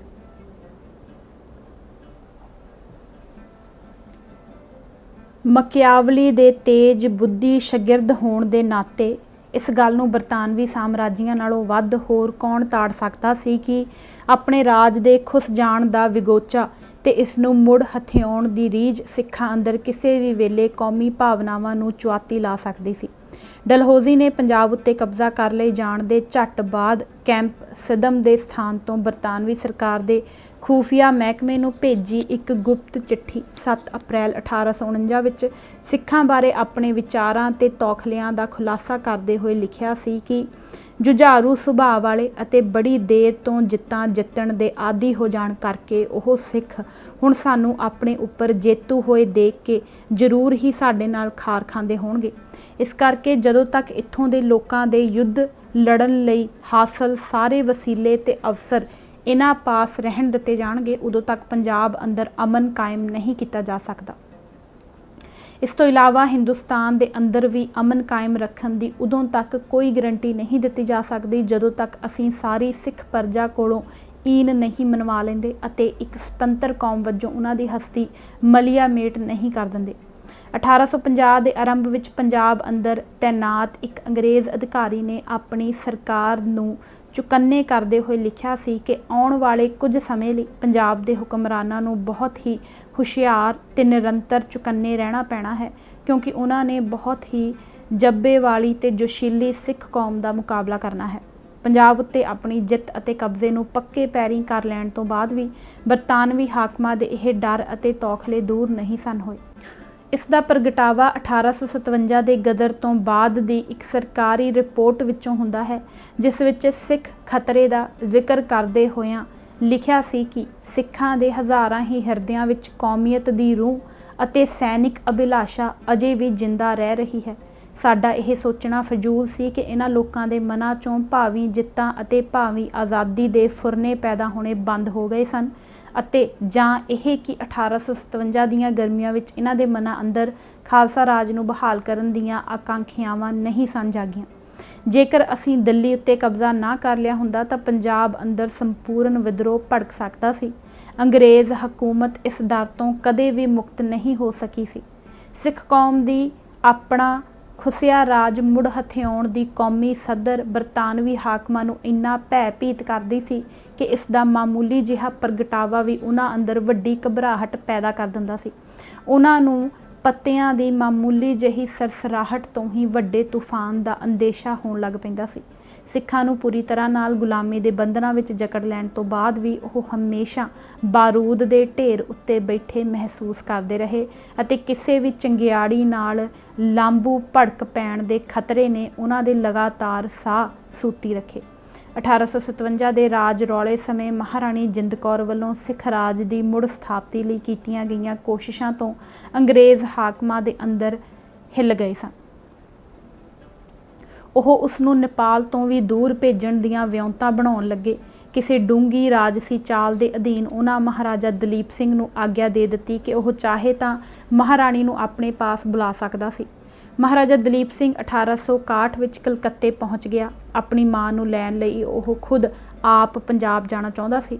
ਇਸ ਬਹਾਨੇ ਉਹ ਆਪਣੇ ਵਤਨ ਦਾ ਹਾਲ ਚਾਲ ਜਾਣਨਾ ਤੇ ਦੇਖਣਾ ਚਾਹੁੰਦਾ ਸੀ, ਪਰ ਅੰਗਰੇਜ਼ ਹਾਕਮਾਂ ਨੇ ਉਸਨੂੰ ਪੰਜਾਬ ਜਾਣ ਤੋਂ ਡੱਕ ਲਿਆ ਤੇ ਕਲਕੱਤੇ ਹੀ ਠਹਿਰਨ ਦੇ ਆਦੇਸ਼ ਦੇ ਦਿੱਤੇ। ਉਹ ਕਲਕੱਤੇ ਦੇ ਸਪੈਂਸਰ ਹੋਟਲ ਵਿੱਚ ਠਹਿਰਿਆ ਹੋਇਆ ਸੀ। ਦੇਵਨੇਤ ਨਾਲ ਹੀ ਇਸੇ ਸਮੇਂ ਚੀਨ ਦੇ ਫਰੰਟ ਤੋਂ ਵਾਪਸ ਮੁੜ ਰਹੇ ਸਿੱਖ ਫੌਜੀ ਵੀ ਉਦੋਂ ਕਲਕੱਤੇ ਠਹਿਰੇ ਹੋਏ ਸਨ। ਜਦੋਂ ਉਹਨਾਂ ਨੂੰ ਇਹ ਭਿਣਕ ਮਿਲੀ ਕਿ ਸ਼ੇਰੇ ਪੰਜਾਬ ਦਾ ਸਪੁੱਤਰ ਉੱਥੇ ਹੀ ਸਪੈਂਸਰ ਹੋਟਲ ਵਿੱਚ ਠਹਿਰਿਆ ਹੋਇਆ ਸੀ, ਤਾਂ ਉਹ ਹੋਟਲ ਦੇ ਬਾਹਰ ਇਕੱਤਰ ਹੋਣੇ ਸ਼ੁਰੂ ਹੋ ਗਏ ਸਨ। ਅਚਾਨਕ ਵਾਪਰੇ ਇਸ ਘਟਨਾਕ੍ਰਮ ਨੇ ਅੰਗਰੇਜ਼ ਹਾਕਮਾਂ ਦੀਆਂ ਨੀਂਦਾਂ ਉਡਾ ਦਿੱਤੀਆਂ ਤੇ ਉਹਨਾਂ ਨੇ ਮਹਾਰਾਜੇ ਨੂੰ ਆਪਣੀ ਮਾਂ ਸਮੇਤ ਫੌਰੀ ਲੰਡਨ ਮੁੜ ਜਾਣ ਦੇ ਹੁਕਮ ਚਾੜ ਦਿੱਤੇ। ਇਸ ਤੋਂ ਬਾਅਦ ਜਦੋਂ ਮਹਾਰਾਜਾ ਦਲੀਪ ਸਿੰਘ ਨੇ 1863 ਈਸਵੀ ਵਿੱਚ ਆਪਣੀ ਮਾਂ ਮਹਾਰਾਣੀ ਜਿੰਦ ਕੌਰ ਦੀ ਅੰਤਮ ਇੱਛਾ ਦਾ ਪਾਲਣ ਕਰਦੇ ਹੋਏ ਉਸ ਦੀਆਂ ਅਸਥੀਆਂ ਨੂੰ ਅੰਤਮ ਸੰਸਕਾਰਾਂ ਲਈ ਲਾਹੌਰ ਲਿਆਉਣਾ ਚਾਹਿਆ ਸੀ, ਤਾਂ ਸਿੱਖ ਕੌਮ ਅੰਦਰ ਇੱਕਦਮ ਜਾਗ ਉੱਠੇ ਕੌਮੀ ਉਤਸ਼ਾਹ ਤੋਂ ਭੈਭੀਤ ਹੋਏ ਬਰਤਾਨਵੀ ਹਾਕਮਾਂ ਨੇ ਮਹਾਰਾਜੇ ਨੂੰ ਪੰਜਾਬ ਦੀ ਜੂਹ ਅੰਦਰ ਦਾਖਲ ਹੋਣ ਤੋਂ ਬੇਰਹਿਮੀ ਨਾਲ ਮਨਾ ਕਰ ਦਿੱਤਾ ਸੀ। ਮਹਾਰਾਜੇ ਦਾ ਅੰਗਰੇਜ਼ਾਂ ਨੂੰ ਕਾਇਲ ਕਰਨ ਦਾ ਕੋਈ ਵੀ ਯਤਨ ਜਦ ਸਫਲ ਨਾ ਹੋਇਆ ਤਾਂ ਉਸ ਨੂੰ ਭਾਰੇ ਮਨ ਨਾਲ ਆਪਣੀ ਮਾਂ ਦੀ ਅੰਤਮ ਰਸਮਾਂ ਜੋ ਵੀ ਹੋ ਸਕਦੀਆਂ ਸਨ ਨਾਸਿਕ ਵਿਖੇ ਗੋਦਾਵਰੀ ਦੇ ਕੰਢੇ ਕਰਨੀਆਂ ਪੈ ਗਈਆਂ ਸਨ। ਸੰਨ 1882-83 ਵਿੱਚ ਮਹਾਰਾਜਾ ਦਲੀਪ ਸਿੰਘ ਨੇ ਇੱਕ ਵਾਰ ਫਿਰ ਅੰਗਰੇਜ਼ ਸਰਕਾਰ ਕੋਲੋਂ ਪੰਜਾਬ ਜਾਣ ਦੀ ਆਗਿਆ ਮੰਗੀ, ਪਰ ਇਸ ਬਾਰੇ ਪੰਜਾਬ ਦੇ ਗਵਰਨਰ ਨੇ ਭਾਰਤ ਦੇ ਵਾਇਸਰਾਏ ਲਾਰਡ ਰਿਪਨ ਨੂੰ ਲਿਖਿਆ ਕਿ ਇਹਦੇ ਵਿੱਚ ਕੋਈ ਸ਼ੱਕ ਨਹੀਂ ਕਿ ਦਲੀਪ ਸਿੰਘ ਦੇ ਈਸਾਈ ਧਰਮ ਧਾਰਨ ਕਰਨ ਅਤੇ ਇੰਗਲੈਂਡ ਵਿੱਚ ਲੰਮੀ ਰਿਹਾਇਸ਼ ਨੇ ਉਹਦੇ ਤੇ ਉਹਦੇ ਦੇਸ਼ ਵਾਸੀਆਂ ਵਿਚਕਾਰ ਕਾਫੀ ਵੱਡਾ ਪਾੜਾ ਪਾ ਦਿੱਤਾ ਹੈ, ਪਰ ਇਸ ਗੱਲ ਨੂੰ ਬਹੁਤ ਮਹੱਤਵ ਨਹੀਂ ਦੇਣਾ ਚਾਹੀਦਾ। ਅਜੇ ਵੀ ਹਜ਼ਾਰਾਂ ਸਿੱਖ ਮੌਜੂਦ ਹਨ ਜੋ ਕਿਸੇ ਨਾ ਕਿਸੇ ਦਿਨ ਖਾਲਸਾ ਰਾਜ ਦੀ ਬਹਾਲੀ ਦੀ ਉਮੀਦ ਲਈ ਬੈਠੇ ਹਨ। ਕੂਕਿਆਂ ਵਿੱਚ ਇੱਕ ਵਿਸ਼ਾਲ ਲਹਿਰ ਚੱਲੀ ਹੋਈ ਹੈ, ਜਿਸ ਤੋਂ ਭਾਵੇਂ ਇਸ ਵੇਲੇ ਕੋਈ ਖਤਰਾ ਨਹੀਂ, ਪਰ ਲਾਹੌਰ ਦਰਬਾਰ ਦੇ ਸ਼ਾਹੀ ਘਰਾਣੇ ਦੇ ਵੰਚਿਤ ਪ੍ਰਤੀਨਿਧ ਦਲੀਪ ਸਿੰਘ ਦੇ ਇੱਥੇ ਪਹੁੰਚਣ ਤੇ ਸਹਿਜੇ ਹੀ ਖਤਰਨਾਕ ਰੂਪ ਧਾਰਨ ਕਰ ਸਕਦੀ ਹੈ। ਇਸ ਤਰ੍ਹਾਂ ਅੰਗਰੇਜ਼ ਸਰਕਾਰ ਨੇ ਇੱਕ ਵਾਰ ਫਿਰ ਮਹਾਰਾਜਾ ਦਲੀਪ ਸਿੰਘ ਦੀ ਪੰਜਾਬ ਜਾਣ ਦੀ ਯੋਜਨਾ ਨਾਕਾਮ ਕਰ ਦਿੱਤੀ, ਜਿਸ ਦਾ ਮਹਾਰਾਜੇ ਦੇ ਅਤੇ ਕੌਮੀ ਭਾਵਨਾਵਾਂ ਰੱਖਣ ਵਾਲੇ ਸਿੱਖ ਵਰਗਾਂ ਦੇ ਮਨਾਂ ਉੱਤੇ ਬਹੁਤ ਅਸੁਖਾਵਾਂ ਅਸਰ ਪਿਆ। ਇੱਥੋਂ ਤੱਕ ਕਿ ਸਰਦਾਰ ਦਿਆਲ ਸਿੰਘ ਮਜੀਠੀਆ ਨੇ ਵੀ ਆਪਣੇ ਦੀ ਟ੍ਰਿਬਿਊਨ ਅਖਬਾਰ ਵਿੱਚ ਅੰਗਰੇਜ਼ ਸਰਕਾਰ ਦੀ ਇਸ ਵਧੀਕੀ ਵਿਰੁੱਧ ਖੁੱਲ੍ਹ ਕੇ ਆਵਾਜ਼ ਉਠਾਈ। ਪਹਿਲਾਂ ਆਪਣੀ ਮਾਂ ਦੀ ਅੰਤਮ ਇੱਛਾ ਦਾ ਅਪਮਾਨ ਕਰਨ ਵਾਲੀ ਘਟਨਾ ਨੇ ਹੀ ਮਹਾਰਾਜੇ ਦੇ ਮਨ ਅੰਦਰ ਬਰਤਾਨਵੀ ਹਾਕਮਾਂ ਪ੍ਰਤੀ ਤਿੱਖੀ ਰੰਜਿਸ਼ ਭਰ ਦਿੱਤੀ ਸੀ। ਇਸ ਦੂਜੀ ਧੱਕੇਸ਼ਾਹੀ ਨੇ ਉਸਦੇ ਮਨ ਅੰਦਰ ਅੰਗਰੇਜ਼ ਕੌਮ ਪ੍ਰਤੀ ਇੰਨੀ ਕੌਫਤ ਪੈਦਾ ਕਰ ਦਿੱਤੀ ਸੀ ਕਿ ਇਸ ਤੋਂ ਬਾਅਦ ਉਸਨੇ ਇੰਗਲੈਂਡ ਦੀ ਨਿਰਦਈ ਧਰਤੀ ਨੂੰ ਹਮੇਸ਼ਾ ਲਈ ਅਲਵਿਦਾ ਕਹਿਣ ਦਾ ਮਨ ਬਣਾ ਲਿਆ ਸੀ ਅਤੇ ਬਰਤਾਨਵੀ ਹਾਕਮਾਂ ਨਾਲ ਸਿੱਧੀ ਤਰ੍ਹਾਂ ਦੋ ਹੱਥ ਕਰਨ ਦਾ ਇਰਾਦਾ ਧਾਰ ਲਿਆ ਸੀ। 1886 ਵਿੱਚ ਉਹ ਮਨ ਵਿੱਚ ਕੋਈ ਗਹਿਰੀ ਗੱਲ ਧਾਰ ਕੇ ਇੱਕ ਵਾਰ ਮੁੜ ਪੰਜਾਬ ਵੱਲ ਚੱਲ ਪਿਆ। ਇਸ ਵਾਰ ਉਸਦੀ ਇੱਛਾ ਸ਼੍ਰੀ ਅਕਾਲ ਤਖਤ ਸਾਹਿਬ ਤੋਂ ਅੰਮ੍ਰਿਤਪਾਨ ਕਰਨ ਅਤੇ ਫਿਰ ਇੱਥੇ ਪੱਕਾ ਵਸੇਬਾ ਕਰ ਲੈਣ ਦੀ ਸੀ। ਜਦੋਂ 21 ਅਪ੍ਰੈਲ ਨੂੰ ਉਸਦਾ ਸਮੁੰਦਰੀ ਜਹਾਜ਼ ਅਦਨ ਦੀ ਬੰਦਰਗਾਹ ਤੇ ਪਹੁੰਚਿਆ ਤਾਂ ਉਸਨੂੰ ਜਹਾਜ਼ ਤੋਂ ਉਤਰ ਆਉਣ ਲਈ ਕਿਹਾ ਗਿਆ। ਮਹਾਰਾਜੇ ਦੇ ਇਨਕਾਰ ਕਰਨ ਤੇ ਉਸਨੂੰ ਗ੍ਰਿਫਤਾਰ ਕਰ ਲਿਆ ਗਿਆ। ਉਸਨੇ ਆਪਣੀ ਮਾਂ ਤੇ ਸਰਦਾਰ ਠਾਕਰ ਸਿੰਘ ਸੰਧਾਵਾਲੀਏ ਦੀ ਪ੍ਰੇਰਨਾ ਨਾਲ ਸਿੱਖੀ ਸਰੂਪ ਤਾਂ ਪਹਿਲਾਂ ਹੀ ਧਾਰਨ ਕਰ ਲਿਆ ਸੀ। ਅੰਗਰੇਜ਼ਾਂ ਪ੍ਰਤੀ ਨਫ਼ਰਤ ਨਾਲ ਨੱਕੋ ਨੱਕ ਭਰੇ ਹੋਏ ਮਹਾਰਾਜਾ ਦਲੀਪ ਸਿੰਘ ਨੇ ਅਦਨ ਵਿਖੇ ਆਪਣੀ ਥੋੜ ਚਿਰੀ ਠਾਹਰ ਦੇ ਦੌਰਾਨ ਫੌਜੀ ਛਾਉਣੀ ਵਿੱਚ ਸਥਿਤ ਗੁਰਦੁਆਰੇ ਵਿੱਚ ਜਾ ਕੇ ਬਕਾਇਦਾ ਅੰਮ੍ਰਿਤਪਾਨ ਕਰ ਲਿਆ ਸੀ। ਇਸ ਦੇ ਨਾਲ ਹੀ ਉਸਨੇ ਮਨ ਹੀ ਮਨ ਵਿੱਚ ਅਣਜਾਣ ਪੁਣੇ ਵਿੱਚ ਹੋਈ ਇਤਿਹਾਸ ਦੀ ਹਰ ਗਲਤੀ ਨੂੰ ਸੋਧਣ ਦਾ ਤਹਈਆ ਕਰ ਲਿਆ ਸੀ। ਇਸ ਦਿਸ਼ਾ ਵਿੱਚ ਇੱਕ ਅਹਿਮ ਕਦਮ ਚੁੱਕਦਿਆਂ ਹੋਇਆਂ ਉਸਨੇ 15 ਜੁਲਾਈ 1886 ਨੂੰ ਪੈਰਿਸ ਵਿਖੇ ਭਰੋਵਾਲ ਦੀ 1846 ਉਹ ਕੁਲੱਛਣੀ ਸੰਧੀ, ਜਿਸ ਰਾਹੀਂ ਲਾਹੌਰ ਦਰਬਾਰ ਦੀ ਪ੍ਰਭੁਤਾ ਖਤਮ ਕਰ ਦਿੱਤੀ ਗਈ ਸੀ, ਰੱਦ ਕਰਾਰ ਦੇ ਦਿੱਤੀ ਸੀ। ਇਸੇ ਦੌਰਾਨ ਮਹਾਰਾਜੇ ਦੇ ਮਨ ਅੰਦਰ ਆਪਣੀ ਖੁਸੀ ਹੋਈ ਸ਼ਾਨ ਬਹਾਲ ਕਰਨ ਅਥਵਾ ਅੰਗਰੇਜ਼ਾਂ ਵੱਲੋਂ ਧੱਕੇ ਤੇ ਧੋਖੇ ਨਾਲ ਖੋਇਆ ਹੋਇਆ ਰਾਜ ਮੁੜ ਹਥਿਆਉਣ ਦੀ ਤੀਬਰ ਜਗਿਆਸਾ ਪੈਦਾ ਹੋ ਗਈ ਸੀ ਅਤੇ ਇਸ ਮੰਤਵ ਲਈ ਉਸਨੇ ਗਹਿਰ ਗੰਭੀਰ ਉਪਰਾਲੇ ਜਟਾਉਣੇ ਸ਼ੁਰੂ ਕਰ ਦਿੱਤੇ ਸਨ। ਉਸਨੇ ਸਿੱਖ ਕੌਮ ਪ੍ਰਸਤੀ ਦਾ ਜਜ਼ਬਾ ਰੱਖਣ ਵਾਲੇ ਸਿੱਖ ਸਰਦਾਰਾਂ ਨਾਲ ਗੁਪਤ ਸੰਪਰਕ ਕਾਇਮ ਕਰਦੇ ਹੋਏ ਅੰਗਰੇਜ਼ਾਂ ਵਿਰੁੱਧ ਹਥਿਆਰਬੰਦ ਬਗਾਵਤ ਦੀਆਂ ਪੁਰਜ਼ੋਰ ਤਿਆਰੀਆਂ ਆਰੰਭ ਦਿੱਤੀਆਂ ਸਨ। ਦੇਸ਼ ਅੰਦਰੋਂ ਹੋਰ ਵੱਧ ਭਰਵਾਂ ਸਮਰਥਨ ਜੁਟਾਉਣ ਲਈ ਉਸਨੇ ਹਿੰਦੁਸਤਾਨ ਦੇ ਸਭਨਾਂ ਰਾਜਕੁਮਾਰਾਂ, ਰਈਸਾਂ ਤੇ ਆਮ ਲੋਕਾਂ ਦੇ ਨਾਂ ਇੱਕ ਭਾਵਪੂਰਤ ਅਪੀਲ ਜਾਰੀ ਕੀਤੀ, ਜਿਸ ਵਿੱਚ ਅੰਗਰੇਜ਼ਾਂ ਦੇ ਵਿਰੁੱਧ ਸਾਂਝਾ ਮੁਹਾਜ਼ ਬਣਾ ਕੇ ਲੜਨ ਦਾ ਖੁੱਲ੍ਹਾ ਸੱਦਾ ਦਿੱਤਾ ਗਿਆ। इस अपील विच महाराजे ने अपनी जान पछाण बड़े फखर दे नाल शेरे पंजाब दे सपुत्तर अते सिख राज दे हक्की हाकम वजों करवाई सी। फरवरी 1887 विच पंजाब अंदर खालसे नूं भेजे गए एक संदेश विच महाराजा दलीप सिंह ने 1857 दे राज रौले दौरान किसी समर्थ आगू की घाट के कारण सिख कौम द्वारा उस सुनहरी मौके का योग लाहा ना लै सकण दे तत्थ उत्ते अफसोस प्रगट किया ਅਤੇ ਭਵਿੱਖ ਵਿੱਚ ਅਜਿਹੀ ਉਕਾਈ ਤੋਂ ਬਚਣ ਲਈ ਬਰਤਾਨਵੀ ਫੌਜਾਂ ਵਿੱਚ ਨੌਕਰੀ ਕਰ ਰਹੇ ਸਿੱਖ ਸੈਨਿਕਾਂ ਨੂੰ ਲੜਾਈ ਦੀ ਸੂਰਤ ਵਿੱਚ ਪਾਸੇ ਬਦਲ ਕੇ ਆਪਣੇ ਮਹਾਰਾਜੇ ਨਾਲ ਆ ਰਲਣ ਦਾ ਆਦੇਸ਼ ਦਿੱਤਾ ਅਤੇ ਨਾਲ ਹੀ ਪੰਜਾਬ ਦੀ ਗੈਰ ਸੈਨਿਕ ਸਿੱਖ ਜਨਤਾ ਨੂੰ ਬਰਤਾਨਵੀ ਫੌਜਾਂ ਉੱਤੇ ਪਿਛਵਾੜਿਓਂ ਹੱਲਾ ਬੋਲ ਦੇਣ ਦੀ ਤਜਵੀਜ਼ ਸੁਝਾਈ ਸੀ। ਬਰਤਾਨਵੀ ਸਾਮਰਾਜ ਤੇ रूसी बादशाहत के दरमियान तिखी दुश्मनी की हकीकत नूं पहचानते हुए महाराजा दलीप सिंह ने रूस के बादशाह ज़ार के नां चिट्ठी 10 मई 1887 लिख के अपने दुश्मन के विरुद्ध कौमांतरी हमायत हासिल करने का राजसी दाव भी अजमाया सी। महाराजा दलीप सिंह ਦੀਆਂ सरगर्मियां ने पंजाब अंदर सिखां के कुछ वर्गां अंदर कौमी तरंगां पैदा कर दित्तियां सन। सिख कौम प्रस्ती के जज्बे तो प्रेरित तत्तां ने सिख जनता अंदर कौमी उभार पैदा करने लई प्रचार की एक योजनाबद्ध मुहिम चला दी सी। महाराजा दलीप सिंह की जय दे सिरलेख हेठ उर्दू विच एक पैंफलेट छाप के वड्डे पैमाने ते वंडिया गया। सरदार ठाकर सिंह संधावालिया ने इवान्स बैल की किताब ਅਨੈਕਸ਼ੇਸ਼ਨ ਆਫ ਪੰਜਾਬ ਦਾ ਪੰਜਾਬੀ ਤਰਜਮਾ ਛਾਪ ਕੇ ਪੰਜਾਬ ਭਰ ਵਿੱਚ ਵੰਡਿਆ ਤਾਂ ਜੋ ਲੋਕਾਂ ਨੂੰ ਪਤਾ ਲੱਗ ਸਕੇ ਕਿ ਅੰਗਰੇਜ਼ਾਂ ਨੇ ਉਹਨਾਂ ਨਾਲ ਕੀ ਅਨਿਆਂ ਕੀਤਾ ਹੈ। ਬਾਵਾ ਨਿਹਾਲ ਸਿੰਘ ਨੇ ਉਰਦੂ ਵਿੱਚ ਲਿਖੀ ਆਪਣੀ ਕਿਤਾਬ ਖੁਰਸ਼ੀਦ ਖਾਲਸਾ ਵਿੱਚ ਮਹਾਰਾਜੇ ਦੇ ਅਵਸ਼ ਪੰਜਾਬ ਪਰਤ ਆਉਣ ਅਤੇ ਮੁੜ ਲਾਹੌਰ ਦੇ ਤਖਤ ਉੱਤੇ ਬੈਠਣ ਦੀ ਭਵਿੱਖਬਾਣੀ ਕੀਤੀ ਸੀ। कुछ सिख रजिमेंटां दे फौजी रजिमेंटां छड्ड गए सन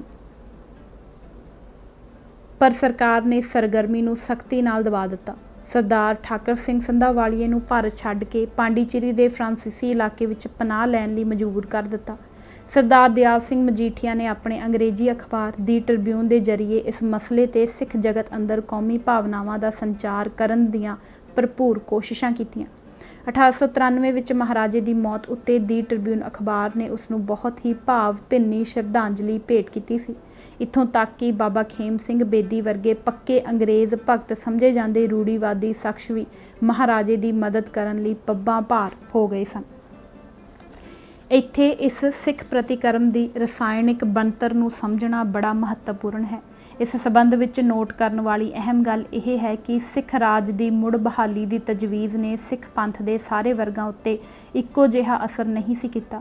इसने सब तो वध उत्तेजना उन्हां सिख वर्गां अंदर पैदा की सिख राज दौरान जिन्हां दे शाही दरबार के नाल नज़दीकी संबंध रहे सन, जिवें कि कुछ खास रईस घराणे सरदार अते जां जिन्हां दा लाहौर दरबार नाल जज्बाती लगाव सी, जिवें कि साबका खालसा फौज के सिपाही। अजीब गल यह सी कि सिख राज की मुड़ बहाली का विचार सिख समाज दीआं मुकाबलतन हेठलियां ते दरम्यानियां परतां चों आए पढ़े लिखे सिखां अंदर उत्साह पैदा नहीं सी कर सकिया। इस वर्ग ने ज़्यादा करके इस मामले विच उदासीनता जां निर्लेपता वाला वतीरा अपनाई रखिया। सगों कुछ हिस्सियां जिवें कि लाहौर की सिंह सभा ने तां महाराजा दलीप सिंह दीआं सरगर्मियां का खुल्लम खुल्ला विरोध भी कीता सी।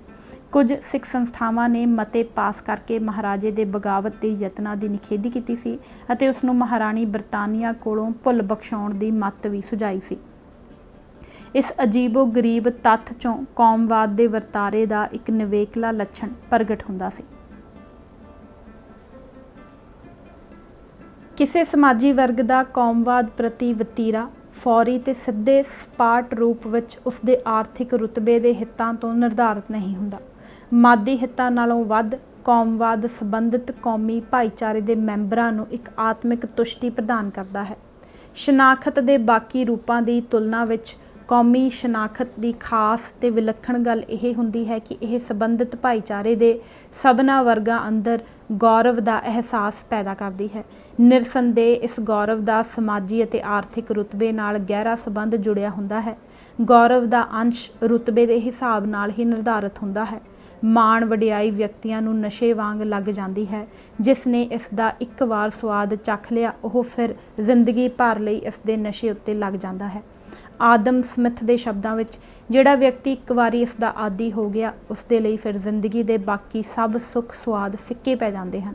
ਇਸ ਕਰਕੇ ਕੌਮਵਾਦ ਕਿਸੇ ਵਰਗ ਅੰਦਰ ਉਸ ਦੇ ਰੁਤਬੇ ਨੂੰ ਉੱਚਾ ਚੁੱਕਣ ਦਾ ਜਿੰਨਾ ਵੱਧ ਇਕਰਾਰ ਪੈਦਾ ਕਰਦਾ ਹੈ, ਉਹ ਵਰਗ ਉਨੀ ਹੀ ਵੱਧ ਸ਼ਿੱਦਤ ਨਾਲ ਇਸ ਦਾ ਮਤਵਾਲਾ ਹੋ ਨਿਬੜਦਾ ਹੈ। 18ਵੀਂ ਸਦੀ ਅੰਦਰ ਰੂਸ ਤੇ ਫਰਾਂਸ ਦੇ ਰਈਸ ਵਰਗਾਂ ਦੁਆਰਾ ਫੌਰੀ ਪ੍ਰਸੰਗ ਅੰਦਰ ਆਪਣੇ ਆਰਥਿਕ ਹਿੱਤਾਂ ਨੂੰ ਦਾਅ ਉੱਤੇ ਲਾ ਕੇ ਕੌਮਵਾਦ ਦੇ ਅਲਬੇਲੇ ਆਸ਼ਕ ਹੋ ਜਾਣਾ ਇਸ ਮੱਤ ਦੀ ਪੁਸ਼ਟੀ ਕਰਦਾ ਹੈ। ਮਹਾਰਾਜਾ ਦਲੀਪ ਸਿੰਘ ਦੁਆਰਾ ਸਿੱਖ ਰਾਜ ਨੂੰ ਮੁੜ ਬਹਾਲ ਕਰਨ ਦੇ ਯਤਨਾਂ ਪ੍ਰਤੀ ਸਿੱਖ ਸਮਾਜ ਦੇ ਅਲੱਗ-ਅਲੱਗ ਵਰਗਾਂ ਦੇ ਵਤੀਰੇ ਅੰਦਰ ਪ੍ਰਗਟ ਹੋਏ ਉਗੜਵੇਂ ਵਖਰੇਵਿਆਂ ਨੂੰ ਇਸ ਸਿਧਾਂਤਕ ਧਾਰਨਾ ਦੀ ਕਸੌਟੀ ਉੱਤੇ ਹੀ ਪਰਖਣਾ ਉਚਿਤ ਹੋਵੇਗਾ। ਅੰਗਰੇਜ਼ਾਂ ਹੱਥੋਂ ਸਿੱਖ ਫੌਜਾਂ ਦੇ ਹਾਰ ਖਾ ਜਾਣ ਨਾਲ ਲਾਹੌਰ ਦਰਬਾਰ ਨਾਲ ਜੁੜੇ ਸਿੱਖ ਰਈਸਾਂ ਤੇ ਸਰਦਾਰਾਂ ਅੰਦਰ ਨਿਸ਼ਚੇ ਹੀ ਭਾਰੀ ਮਾਯੂਸੀ ਤੇ ਬੇਦਲੀ ਛਾ ਗਈ ਸੀ ਅਤੇ ਫੌਰੀ ਪ੍ਰਸੰਗ ਅੰਦਰ ਅੰਗਰੇਜ਼ਾਂ ਵਿਰੁੱਧ ਲੜਾਈ ਦੀ ਸਾਰਥਿਕਤਾ ਨਜ਼ਰ ਨਾ ਆਉਂਦੀ ਦੇਖ ਕੇ ਉਹਨਾਂ ਅੰਦਰ ਅੰਗਰੇਜ਼ਾਂ ਦੀ ਅਧੀਨਗੀ ਤੇ ਭਾਈਵਾਲੀ ਕਬੂਲ ਕਰ ਲੈਣ ਦਾ ਰੁਝਾਨ ਭਾਰੂ ਹੋ ਗਿਆ ਸੀ। ਪਰੰਤੂ ਜਿਉਂ ਹੀ ਉਹਨਾਂ ਨੂੰ ਮਹਾਰਾਜਾ ਦਲੀਪ ਸਿੰਘ ਦੇ ਯਤਨਾਂ ਰਾਹੀਂ ਆਪਣੀ ਖੁਸੀ ਹੋਈ ਸ਼ਾਨ ਬਹਾਲ ਹੋਣ ਦੀ ਉਮੀਦ ਦਿਖਾਈ ਦਿੱਤੀ ਤਾਂ ਉਹਨਾਂ ਅੰਦਰ ਇੱਕਦਮ ਭਾਰੀ ਉਤਸ਼ਾਹ ਤੇ ਜੋਸ਼ੋ ਖਰੋਸ਼ ਪੈਦਾ ਹੋ ਤੁਰਿਆ ਸੀ। ਇਸ ਦੀ ਤੁਲਨਾ ਵਿੱਚ ਸਿੱਖ ਮੱਧ ਵਰਗ ਦੀ ਪੋਜੀਸ਼ਨ ਬਹੁਤ ਹੀ ਅਲੱਗ ਸੀ। ਉਸ ਦੇ ਸਾਹਮਣੇ ਨਾ ਤਾਂ ਆਪਣੀ ਖੁਸੀ ਹੋਈ ਠੁੱਕ ਬਹਾਲ ਕਰਨ ਦਾ ਮਸਲਾ ਸੀ, ਕਿਉਂਕਿ ਇਹ ਠੁੱਕ ਉਹਨਾਂ ਕਦੇ ਮਾਣੀ ਹੀ ਨਹੀਂ ਸੀ, ਅਤੇ ਨਾ ਹੀ ਉਹਨਾਂ ਨੂੰ ਅੰਗਰੇਜ਼ਾਂ ਵਰਗੀ ਸ਼ਕਤੀਸ਼ਾਲੀ ਸਾਮਰਾਜੀ ਤਾਕਤ ਨੂੰ ਹਰਾ ਕੇ ਸਿੱਖਾਂ ਵੱਲੋਂ ਆਪਣਾ ਸੁਤੰਤਰ ਰਾਜ ਕਾਇਮ ਕਰ ਸਕਣ ਦੀ ਕੋਈ ਅਮਲੀ ਸੰਭਾਵਨਾ ਤੇ ਉਮੀਦ ਦਿਖਾਈ ਦਿੰਦੀ ਸੀ। ਇਹਨਾਂ ਦੋਨੋਂ ਅੰਤਰਮੁਖੀ ਤੇ ਬਾਹਰਮੁਖੀ ਕਾਰਨਾਂ ਕਰਕੇ ਸੁਤੰਤਰ ਸਿੱਖ ਰਾਜ ਦੀ ਸਥਾਪਨਾ ਦੀ ਤਜਵੀਜ਼ ਸਿੱਖ ਮੱਧ ਵਰਗ ਅੰਦਰ ਬਹੁਤੀ ਉਤੇਜਨਾ ਪੈਦਾ ਨਹੀਂ ਸੀ ਕਰ ਸਕਦੀ।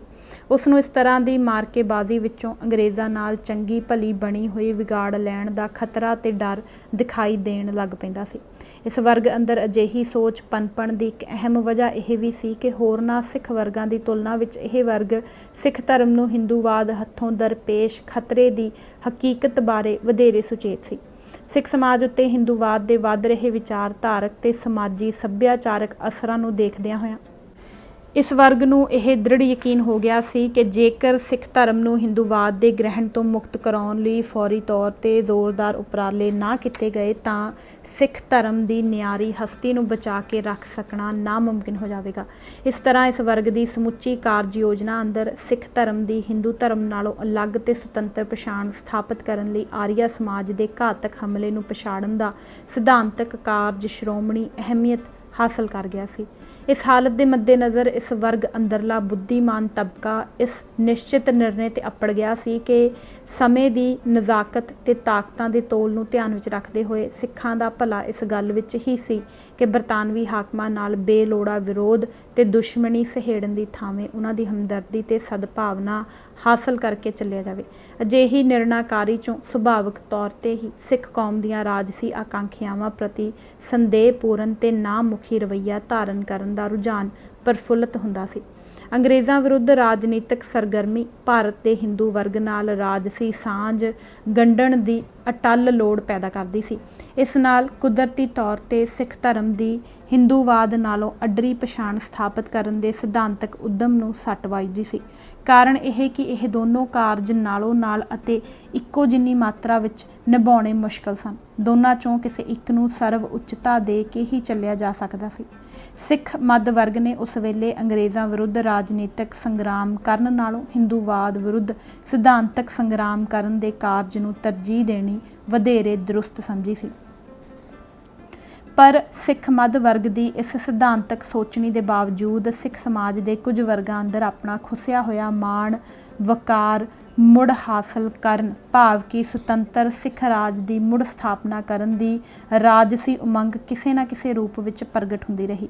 ਬਰਤਾਨਵੀ ਹਾਕਮ ਇਸ ਖਤਰੇ ਤੋਂ ਇੰਨੇ ਚੁਕੰਨੇ ਹੋਏ ਸਨ ਕਿ ਉਹ ਸਿੱਖ ਕੌਮ ਦੀ ਇਸ ਰਾਜਸੀ ਸੱਦਰ ਦਾ ਪੂਰਨ ਰੂਪ ਵਿੱਚ ਬੀਜਨਾਸ਼ ਕਰ ਦੇਣ ਤੇ ਤੁਲੇ ਹੋਏ ਸਨ।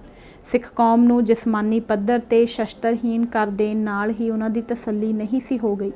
ਉਹ ਸਿੱਖਾਂ ਨੂੰ ਮਾਨਸਿਕ ਪੱਧਰ ਤੇ ਵੀ ਸ਼ਸਤਰਹੀਣ ਕਰ ਦੇਣ, ਅਰਥਾਤ ਉਹਨਾਂ ਅੰਦਰੋਂ ਆਪਣਾ ਸੁਤੰਤਰ ਰਾਜ ਕਾਇਮ ਕਰਨ ਦੀ ਰਾਜਸੀ ਤਾਂਘ ਖਤਮ ਕਰ ਦੇਣ ਦੀ ਸੋਚ ਅਪਣਾ ਕੇ ਚੱਲ ਰਹੇ ਸਨ। ਇਸ ਉਦੇਸ਼ ਨੂੰ ਸਾਹਮਣੇ ਰੱਖਦਿਆਂ ਹੋਇਆਂ ਉਹਨਾਂ ਨੇ ਸਿੱਖਾਂ ਦੇ ਮਨਾਂ 'ਚੋਂ ਸਿੱਖ ਰਾਜ ਨਾਲ ਜੁੜੀਆਂ ਯਾਦਾਂ ਨੂੰ ਮੇਸ ਦੇਣ ਦੇ ਚਿਤੰਨ ਯਤਨ ਆਰੰਭ ਕਰ ਦਿੱਤੇ। ਸਿੱਖ ਰਾਜ ਤੇ ਇਸ ਦੇ ਬਾਨੀ ਮਹਾਰਾਜਾ ਰਣਜੀਤ ਸਿੰਘ ਦੋਨਾਂ ਬਾਰੇ ਹੀ ਆਮ ਸਿੱਖ ਜਨਤਾ ਦੇ ਮਨਾਂ ਅੰਦਰ ਮਿੱਥ ਦੀ ਪੱਧਰ ਤੱਕ ਬਣੇ ਪ੍ਰਸ਼ੰਸਾ ਭਾਵ ਬਸਤੀਵਾਦੀ ਹਾਕਮਾਂ ਲਈ ਡਾਢੀ ਪਰੇਸ਼ਾਨੀ ਪੈਦਾ ਕਰਦੇ ਸਨ। ਇਸ ਕਰਕੇ ਉਹਨਾਂ ਇਸ ਮਿੱਥ ਨੂੰ ਤੋੜਨ ਅਤੇ ਸਿੱਖ ਰਾਜ ਤੇ ਇਸ ਦੇ ਬਾਨੀ ਦੇ ਅਕਸ ਨੂੰ ਵਿਗਾੜਨ ਲਈ ਆਪਣੀਆਂ ਬੌਧਿਕ ਜੁਗਤਾਂ ਦੀ ਭਰਪੂਰ ਵਰਤੋਂ ਕੀਤੀ। ਇਸ ਮੰਤਵ ਲਈ ਉਹਨਾਂ ਉਚੇਚੇ ਤੌਰ 'ਤੇ ਅਜਿਹੀਆਂ ਲਿਖਤਾਂ ਖੁਦ ਆਪ ਲਿਖੀਆਂ ਜਾਂ ਹੋਰਨਾਂ ਕੋਲੋਂ ਲਿਖਵਾਈਆਂ ਜਿਨ੍ਹਾਂ ਵਿੱਚ ਸਿੱਖ ਰਾਜ ਨੂੰ ਇਨਸਾਫ ਤੇ ਇੰਤਜ਼ਾਮ ਪੱਖੋਂ ਪੁੱਜ ਕੇ ਮਾੜਾ ਦਰਸਾਇਆ ਗਿਆ ਸੀ ਅਤੇ ਮਹਾਰਾਜਾ ਰਣਜੀਤ ਸਿੰਘ ਨੂੰ ਅਵਲ ਦਰਜੇ ਦਾ ਅਯਾਸ਼, ਦੁਰਾਚਾਰੀ, ਨਿਕੰਮਾ, ਲਾਲਚੀ, ਨਿਰਦਈ, ਨਾਸ਼ੁਕਰਾ ਤੇ ਦਗੇਬਾਜ਼ ਸਾਬਤ ਕਰਨ ਦੀਆਂ ਬਦਹਵਾਸ ਕੋਸ਼ਿਸ਼ਾਂ ਕੀਤੀਆਂ ਗਈਆਂ ਸਨ। ਸਿੱਖਾਂ ਦੇ ਮਨਾਂ ਅੰਦਰੋਂ ਮਹਾਰਾਜਾ ਰਣਜੀਤ ਸਿੰਘ ਦੇ ਵਾਰਸਾਂ ਪ੍ਰਤੀ ਸ਼ਰਧਾ ਤੇ ਮੋਹ ਦੇ ਭਾਵ ਖਤਮ ਕਰਨ ਦੀ ਮੰਦ ਭਾਵਨਾ ਤਹਿਤ ਮਹਾਰਾਣੀ ਜਿੰਦ ਕੌਰ ਦਾ ਚਰਿੱਤਰ ਘਾਤ ਕਰਨ ਦੇ ਗਿਣੇ ਮਿੱਥੇ ਯਤਨ ਕੀਤੇ ਗਏ। ਮਹਾਰਾਜਾ ਦਲੀਪ ਸਿੰਘ ਦੇ ਸ਼ਾਹੀ ਤਖਤ ਦੇ ਹੱਕੀ ਜਾਂ ਨਸ਼ੀਨ ਹੋਣ ਦੇ ਦਾਅਵੇ ਨੂੰ ਝੁਠਲਾਉਣ ਲਈ ਅਤੀ ਭੈੜੇ ਇਰਾਦੇ ਨਾਲ ਲਿਖੀਆਂ ਲਿਖਤਾਂ ਅੰਦਰ ਮਹਾਰਾਣੀ ਜਿੰਦ ਕੌਰ ਨੂੰ ਮਹਾਰਾਜਾ ਰਣਜੀਤ ਸਿੰਘ ਦੀ ਇੱਕ ਸਾਧਾਰਨ ਰਖੈਲ ਦਰਸਾਇਆ ਗਿਆ। ਸਿੱਖ ਅੰਗਰੇਜ਼ ਜੰਗਾਂ ਦੌਰਾਨ ਅਤੇ ਉਸ ਤੋਂ ਬਾਅਦ ਵੀ ਅੰਗਰੇਜ਼ਾਂ ਖਿਲਾਫ ਕਮਾਲ ਦੀ ਸੂਰਮਗਤੀ ਨਾਲ ਲੜਨ ਵਾਲੇ ਸਿੱਖ ਜਰਨੈਲਾਂ ਤੇ ਯੋਧਿਆਂ ਦਾ ਅਣਐਲਾਨੇ ਤੌਰ ਤੇ ਨਾਉ ਤੱਕ ਲੈਣਾ ਮਨਾ ਕਰ ਦਿੱਤਾ ਗਿਆ। ਕਿੰਨੇ ਦੁੱਖ ਤੇ ਅਫਸੋਸ ਦੀ ਗੱਲ ਹੈ ਕਿ 1947 ਵਿੱਚ ਅੰਗਰੇਜ਼ਾਂ ਦੇ ਭਾਰਤ ਨੂੰ ਛੱਡ ਕੇ ਚਲੇ ਜਾਣ ਤੱਕ 100 ਸਾਲ ਅੰਦਰ ਸਿੱਖ ਨਾ ਤਾਂ ਲਾਹੌਰ ਅੰਦਰ ਆਪਣੇ ਮਹਾਰਾਜੇ ਦੀ ਕੋਈ ਫੱਬਵੀਂ ਯਾਦਗਾਰ ਕਾਇਮ ਕਰ ਸਕੇ ਸਨ ਅਤੇ ਨਾ ਹੀ ਮੁੱਦਕੀ, ਸਭਰਾਓ, ਫੇਰੂ ਸ਼ਹਿਰ ਤੇ ਚੇਲਿਆਂਵਾਲਾ ਵਿਖੇ ਸਿੱਖ ਫੌਜਾਂ ਵੱਲੋਂ ਦਿਖਾਈ ਲਾਸਾਨੀ ਬਹਾਦਰੀ ਨੂੰ ਦਾਦ ਦਿੰਦੀ ਸਧਾਰਨ ਲਾਟ ਤੱਕ ਖੜੀ ਕਰ ਸਕੇ ਸਨ। ਜਦਕਿ 1898 ਵਿੱਚ ਸਾਰਾਗੜ੍ਹੀ ਵਿਖੇ ਬਰਤਾਨਵੀ ਸਾਮਰਾਜੀ ਹਿੱਤਾਂ ਦੀ ਰੱਖਿਆ ਕਰਦਿਆਂ ਵਿਅਰਥ ਆਪਣੀਆਂ ਜਾਨਾਂ ਗੁਆ ਬੈਠੇ ਸਿੱਖ ਸੈਨਿਕਾਂ ਦੀ ਯਾਦ ਦੇ ਵਿੱਚ ਦਰਬਾਰ ਸਾਹਿਬ ਦੇ ਐਨ ਗੁਆਂਢ ਵਿੱਚ ਉਸਾਰੀ ਗਈ ਸ਼ਹੀਦੀ ਲਾਟ ਲੰਮੇ ਸਮੇਂ ਤੋਂ ਇਨਕਲਾਬੀ ਸਿੱਖ ਪਰੰਪਰਾ ਦਾ ਮੂੰਹ ਚੜਾਉਂਦੀ ਆ ਰਹੀ ਹੈ। ਪੌਣੀ ਸਦੀ ਦੇ ਲਗਭਗ ਸਿੱਖ ਸਟੇਜਾਂ ਉੱਤੋਂ ਸਰਦਾਰ ਸ਼ਾਮ ਸਿੰਘ ਅਟਾਰੀ ਵਰਗੇ ਅਣਖੀਲੇ ਸਿੱਖ ਜਰਨੈਲਾਂ ਤੇ ਯੋਧਿਆਂ ਦਾ ਖੁੱਲ੍ਹ ਕੇ ਨਾਉ ਤੱਕ ਵੀ ਨਹੀਂ ਸੀ ਲਿਆ ਜਾ ਸਕਿਆ ਅਤੇ ਸਿੱਖ ਫੌਜਾਂ ਦੀ ਹਾਰ ਤੋਂ ਬਾਅਦ ਵੀ ਅੰਗਰੇਜ਼ ਹਕੂਮਤ ਦੀ ਨੀਂਦ ਹਰਾਮ ਕਰੀ ਰੱਖਣ ਵਾਲੇ ਭਾਈ ਮਹਾਰਾਜ ਸਿੰਘ ਵਰਗੇ ਅਦੁੱਤੀ ਨਾਇਕਾਂ ਦੇ ਕਾਰਨਾਮਿਆਂ ਨੂੰ ਤਾਂ ਇਤਿਹਾਸ ਅੰਦਰ ਚੰਗੀ ਤਰ੍ਹਾਂ ਨਾਲ ਅੰਕਿਤ ਵੀ ਨਹੀਂ ਕੀਤਾ ਜਾ ਸਕਿਆ। ਸਿੱਖ ਕੌਮ ਉੱਤੇ ਸੰਕਟ ਦੀ ਉਸ ਘੜੀ ਮੌਕੇ ਬਾਬਾ ਬਿਕਰਮ ਸਿੰਘ ਬੇਦੀ ਵਰਗੇ ਸੰਤ ਸਿਪਾਹੀਆਂ ਅਤੇ ਆਨੰਦਪੁਰ ਤੇ ਹਾਜੀਪੁਰ ਦੇ ਸੋਢੀ ਪਰਿਵਾਰਾਂ ਦੁਆਰਾ ਦਿਖਾਈ ਗਈ ਕੌਮੀ ਸਪਿਰਿਟ ਨੂੰ ਲਗਭਗ ਪੂਰੀ ਤਰ੍ਹਾਂ ਭੁਲਾ ਦਿੱਤਾ ਗਿਆ। ਇਸ ਸਭ ਕੁਝ ਦਾ ਨਤੀਜਾ ਇਹ ਨਿਕਲਿਆ ਕਿ ਸਿੱਖਾਂ ਦੇ ਮਨਾਂ 'ਚੋਂ ਕੌਮੀ ਆਦਰਸ਼ ਧੁੰਦਲੇ ਪੈਂਦੇ ਚਲੇ ਗਏ। ਕੌਮੀਅਤ ਦੀ ਸਪਿਰਿਟ ਦੀਆਂ ਬੁਨਿਆਦਾਂ ਨੂੰ ਖੋਰਾ ਲਾਉਣ ਦੇ ਯੁੱਧ ਨੀਤਕ ਮੰਤਵ ਨਾਲ ਸਿੱਖ ਇਤਿਹਾਸ, ਫਲਸਫੇ ਤੇ ਪਰੰਪਰਾ ਨੂੰ ਨਵੇਂ ਦ੍ਰਿਸ਼ਟੀਕੋਣ ਤੋਂ ਪੇਸ਼ ਕਰਨ ਦੇ ਯਤਨ ਆਰੰਭੇ ਗਏ। ਅੰਗਰੇਜ਼ਾਂ ਦੇ ਰਾਜ ਨੂੰ ਗੁਰੂ ਸਾਹਿਬਾਨ ਦੀ ਰਜ਼ਾ ਦੇ ਅਨੁਕੂਲ ਦਰਸਾਉਣ ਲਈ 100 ਸਾਖੀ ਵਰਗੀਆਂ ਗੈਰ ਪ੍ਰਮਾਣਿਕ ਲਿਖਤਾਂ ਦਾ ਭਰਪੂਰ ਇਸਤੇਮਾਲ ਕੀਤਾ ਗਿਆ। ਉਚੇਚੇ ਮੰਤਵ ਨਾਲ 100 ਸਾਖੀ ਦੀ ਇੱਕ ਨਵੀਂ ਐਡੀਸ਼ਨ ਧੁਮਾਈ ਗਈ ਜਿਸ ਵਿੱਚ ਅੰਗਰੇਜ਼ਾਂ ਤੇ ਸਿੱਖਾਂ ਦੁਆਰਾ ਰਲ ਕੇ ਦਿੱਲੀ ਨੂੰ ਫਤਿਹ ਕਰਨ ਦੀ ਭਵਿੱਖਬਾਣੀ ਕੀਤੀ ਦੱਸੀ ਗਈ ਸੀ। ਅੰਗਰੇਜ਼ਾਂ ਦੇ ਪਿੱਠੂ ਸਿੱਖ ਵਰਗਾਂ ਨੇ ਖੁੱਲ੍ਹੇਆਮ ਇਹ ਮਤ ਪ੍ਰਚਾਰਨਾ ਸ਼ੁਰੂ ਕਰ ਦਿੱਤਾ ਸੀ ਕਿ ਗੁਰੂ ਸਾਹਿਬ ਨੇ ਖਾਲਸਾ ਪੰਥ ਦੀ ਸਿਰਜਣਾ ਜਿਸ ਰਾਜਨੀਤਿਕ ਮਨੋਰਥ ਲਈ ਕੀਤੀ ਸੀ, ਅੰਗਰੇਜ਼ਾਂ ਦੇ ਕਿਰਪਾਲੂ ਰਾਜ ਦੀ ਸਥਾਪਨਾ ਦੇ ਨਾਲ ਉਹ ਮਨੋਰਥ ਪੂਰਾ ਹੋ ਗਿਆ ਸੀ, ਜਿਸ ਕਰਕੇ ਸਿੱਖਾਂ ਦੇ ਸਾਹਮਣੇ ਅੰਗਰੇਜ਼ ਹਕੂਮਤ ਦੀ ਸੇਵਾ ਤੇ ਰੱਖਿਆ ਕਰਨ ਨਾਲੋਂ ਵੱਖਰਾ ਹੋਰ ਕੋਈ ਰਾਜਨੀਤਿਕ ਉਦੇਸ਼ ਨਹੀਂ ਸੀ ਰਿਹਾ।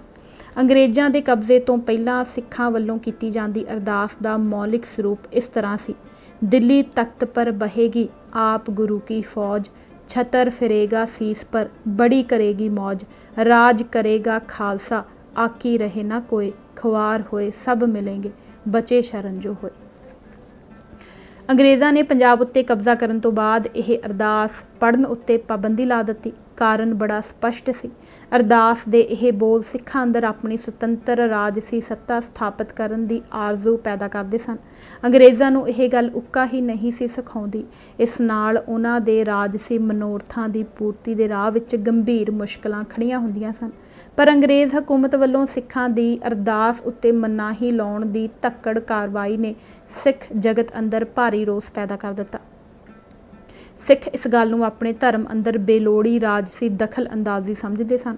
ਸਿੱਖ ਜਗਤ ਅੰਦਰ ਵੱਡੀ ਰਾਜਨੀਤਿਕ ਬੇਚੈਨੀ ਫੈਲ ਜਾਣ ਦੇ ਡਰੋਂ ਬਰਤਾਨਵੀ ਹਾਕਮਾਂ ਨੇ ਸਿੱਖ ਭਾਈਚਾਰੇ ਅੰਦਰ ਆਪਣੇ ਪਿੱਠੂ ਅਨਸਰਾਂ ਦੀ ਮਦਦ ਨਾਲ ਸਿੱਖਾਂ ਨੂੰ ਇੱਕ ਸਮਝੌਤੇ ਲਈ ਰਾਜ਼ੀ ਕਰ ਲਿਆ, ਜਿਸ ਅਨੁਸਾਰ ਸਿੱਖਾਂ ਨੇ ਉਪਰੋਕਤ ਅਰਦਾਸ ਦੀਆਂ ਪਹਿਲੀਆਂ 4 ਸਤਰਾਂ ਉਚਾਰਨੀਆਂ ਬੰਦ ਕਰ ਦਿੱਤੀਆਂ ਅਤੇ ਸਿੱਖ ਮੁਹਤਬਰਾਂ ਵੱਲੋਂ ਇਹ ਯਕੀਨ ਦਿਵਾਏ ਜਾਣ ਤੋਂ ਬਾਅਦ ਕਿ ਰਾਜ ਕਰੇਗਾ ਖਾਲਸਾ ਦਾ ਭਾਵ ਖਾਲਸ ਅਥਵਾ ਸ਼ੁੱਧ ਲੋਕਾਂ ਦਾ ਰਾਜ ਹੈ, ਬਰਤਾਨਵੀ ਹਾਕਮਾਂ ਨੇ ਮਗਰਲੀਆਂ 4 ਸਤਰਾਂ ਦੇ ਉਚਾਰਨ ਦੀ ਆਗਿਆ ਦੇ ਦਿੱਤੀ ਸੀ। ਅੰਗਰੇਜ਼ ਪਿੱਠੂ ਸੋਚ ਰੱਖਣ ਵਾਲੇ ਸਿੱਖ ਵਿਦਵਾਨਾਂ ਨੇ ਬਰਤਾਨਵੀ ਹਾਕਮਾਂ ਦੀ ਖੁਸ਼ਨੁਦੀ ਹਾਸਲ ਕਰਨ ਅਤੇ ਸਿੱਖ ਭਾਈਚਾਰੇ ਨੂੰ ਹਕੂਮਤ ਵਿਰੋਧੀ ਰਾਜਨੀਤਿਕ ਸੰਘਰਸ਼ ਦੇ ਰਾਹ ਤੋਂ ਵਰਜਣ ਲਈ ਰਾਜ ਭਾਗ ਦੀ ਉਮੰਗ ਨੂੰ ਗੁਰਮਤਿ ਵਿਚਾਰਧਾਰਾ ਦੇ ਉਲਟ ਦਰਸਾਉਣਾ ਸ਼ੁਰੂ ਕਰ ਦਿੱਤਾ। ਇਸ ਮੰਤਵ ਲਈ ਗੁਰਬਾਣੀ ਦੇ ਕੁਝ ਸ਼ਬਦਾਂ ਦੇ ਉੱਕਾ ਹੀ ਗਲਤ ਅਰਥ ਦਰਸਾਉਣ ਦੀ ਖੋਟੀ ਰੀਤ ਪ੍ਰਚਲਿਤ ਹੋ ਗਈ। ਇਸ ਦਾ ਅਸਰ ਇਹ ਹੋਇਆ ਕਿ ਸਿੱਖ ਕੌਮ ਅੰਦਰ ਆਪਣੇ ਸੁਤੰਤਰ ਰਾਜ ਦੀ ਸਥਾਪਨਾ ਲਈ ਸੰਘਰਸ਼ ਕਰਨ ਦੀ ਥਾਵੇਂ ਬਰਤਾਨਵੀ ਸਰਕਾਰ ਨਾਲ ਸਮਝੌਤੇ ਤੇ ਭਾਈਵਾਲੀ ਦੀ ਸੇਧ ਅਪਣਾ ਕੇ ਚੱਲਣ ਦੀ ਪ੍ਰਵਿਰਤੀ ਭਾਰੂ ਹੋ ਗਈ। ਇਹ ਰੁਝਾਨ ਸਿੱਖ ਕੌਮ ਅੰਦਰ ਇੰਨੀ ਤਾਕਤ ਗ੍ਰਹਿਣ ਨਹੀਂ ਸੀ ਕਰ ਸਕਦਾ ਜੇਕਰ ਇਸ ਦਾ ਹਕੀਕਤ ਵਿੱਚ ਤਕੜਾ ਮਾਦੀ ਆਧਾਰ ਮੌਜੂਦ ਨਾ ਹੁੰਦਾ।